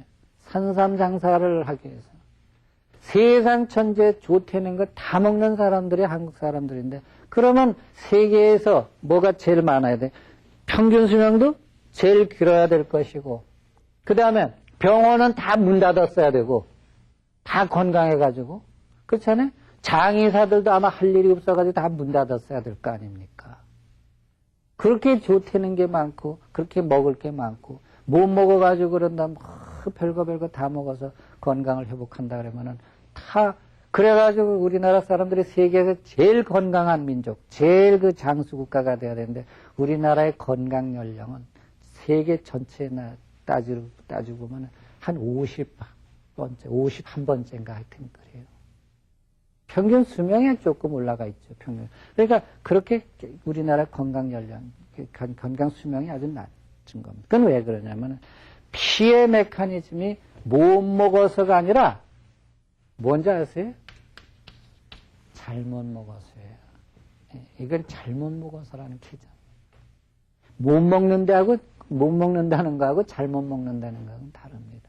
그러니까 잘못 먹게 되면은 뭐가 나빠집니까? 피가 나빠집니다. 그러면 잘못 먹고 뭐예요? 많이 먹어서요. 그러니까 먹지 말아야 될 것을 많이 먹게 되면은 피가 나빠지죠. 거기다가 스트레스 받고 운동 안 하고 그렇게 되면은 우리는 점점 더. 그런데 지금 우리 주위에 보면은 먹거리 문화가 점점 어떻게 잘 먹는 쪽으로 가는 겁니까? 잘못 먹는 쪽으로 가는 거예요. 잘못 먹는 쪽으로 가는 거예요. 저는 특히 지금 자라나는 성장기 아이들부터 여학생들과 남학생들, 중고등학교, 대학생이 지금 청년기까지 사람들이 먹는 걸 보면은 정말 걱정스럽다는 생각이 드는 거예요. 그 사람들이 주로 먹는 게 뭡니까? 인스턴트, 청량음료, 인스턴트 식품, 육식 위주. 그 다음에 튀김 종류. 그럼 그런 걸로 해가지고 그 사람들의 뭐를 만드는 거예요? 피를 만들어가고 있습니다. 그러면은 젊을 때는 젊은 힘이 있으니까 문제가 되지 않지만 점점 나이가 먹을수록 어떤 현상이 오냐면은 우리 몸에 큰 문제가 오기 시작을 합니다. 그래서 나중에는 우리나라가 어떤 문제가 올 것이냐고 생각하면 이 국력의 문제가 올 거라고 생각하는 거예요. 온 국민들이 다 환자가 된다 그러면 다 피가 나빠지면은 약은 없고 약으로는 못 고치고 그러면 입맛이 한번 바뀌잖아요. 입맛이 고소하고 달콤하고 새콤한 쪽의 입맛이 한번 들면 입맛 바꾸는 거 엄청 어렵습니다. 미국의 유명한 치약회사가 한국에 들어와가지고 한국 시장을 잡으려고 했는데 못 잡아요. 한국 치약으로 입맛이 다져진 사람들은 외국 치약을 거의 안 씁니다. 그래서 숙자사자고 국산 치약 쓰는 겁니다. 외국 과자 회사들이 한국에 들어와가지고 과자 장사를 하려고 덤비는데 과자가 생각보다 안 팔려요. 왜 안 팔리는지 아십니까? 한국 사람이 먹던 그 전통적으로 먹던 과자 맛에 익숙해져가지고 외국 과자 맛이 그렇게 익숙하지 않은 거예요. 안 팔리는 거예요. 마치 지금 우리가 청량음료수를 중심으로 먹고 인스턴트 식품이라든가 육식 중심이라든가 또는 튀김 중심의 음식 문화를 가다 보면은 나중에 물은 맛이 없어 못 마시게 되고 또 다른 음식도 마찬가지예요. 저 역시도 마찬가지입니다. 몇 년 전에 중국을 갔을 때 옛날에 먹던 개구리 참외라는 게 길거리에 보이더라고요. 그래서 저는 그 개구리 참외를 어릴 때 먹을 때 맛있게 먹었던 기억이 있어가지고 그걸 한번 먹어보려고 가서 맛도 안 보고 그냥 돈 주고 한 보따리를 샀어요. 막상 사가지고 깎아가지고 먹으려고 보니까 이건 도저히 먹을 수가 없어요. 왜 못 먹습니까? 개구리 참외 맛이 바뀐 게 아니에요. 뭐가 바뀌었어요? 제 입맛이 바뀐 거예요. 그래서 이 금싸락이라는 참외 맛의 입맛이 바뀌어가지고 그것이 뭐 아주 무만도 못해. 예? 그래 한 보따리 사가지고 못 먹겠으니까 중국 그 동포들한테 줬더니 그 사람들은 너무 잘 먹는 거예요. 그 사람들은 그 금싸락에 익숙하지 않으니까 그 참외를 그냥 먹어왔으니까 너무 잘 먹는 거예요.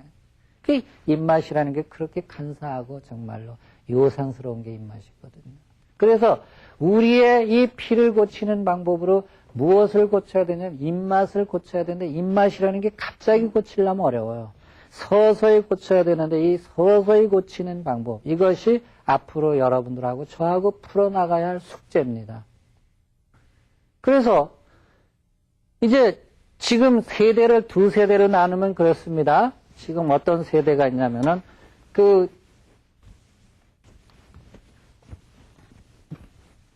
일본에 그 니시무라 신야라는 사람이 있습니다. 니시마루 신야라는 이름. 이 니시마루 신야라는 그 건강평론가가 있는데 이 사람이 한 얘기가 저는 참 가슴에 와 닿는 얘기입니다. 무슨 얘기냐면은 일본이 전후 세대가 되면은, 그러니까 전후 세대는 1945년생 이후의 세대가 되면은 일본의 평균 수명이 41살이 될 것이다. 지금 일본 평균 수명이 세계에서 제일 길죠. 일본의 평균 수명이 41살이 될 것이다. 왜? 전후 세대는 무슨 시대입니까? 인스턴트, 청량음료, 육식, 그 다음에 튀김 문화 세대예요. 이 세대가 되면은 일본 사람들의 건강, 그건 무지무지하게 나빠져가지고. 건강이 이만큼 나빠질 것이다. 이런 얘기. 그러면 저도 그렇게 생각해요. 우리나라도 소위 말하는 이제 우리나라는 6.25 세대가 있죠. 6.25 세대가 있고 그게 6.25 세대가 우리나라를 지배하는 이런 시대가 되면 저도 우리나라도 이런 그 현상이 올 것이라고 저는 생각을 해요. 지금 신생아 같은 사람 아이들이 병원에서 뭐 문외아가 나오고 말이지 그 문제가 나오는 것이 전부가 그냥 우연한 그게 아닙니다. 또 요새 저 얘기하는 뭡니까 뭐죠?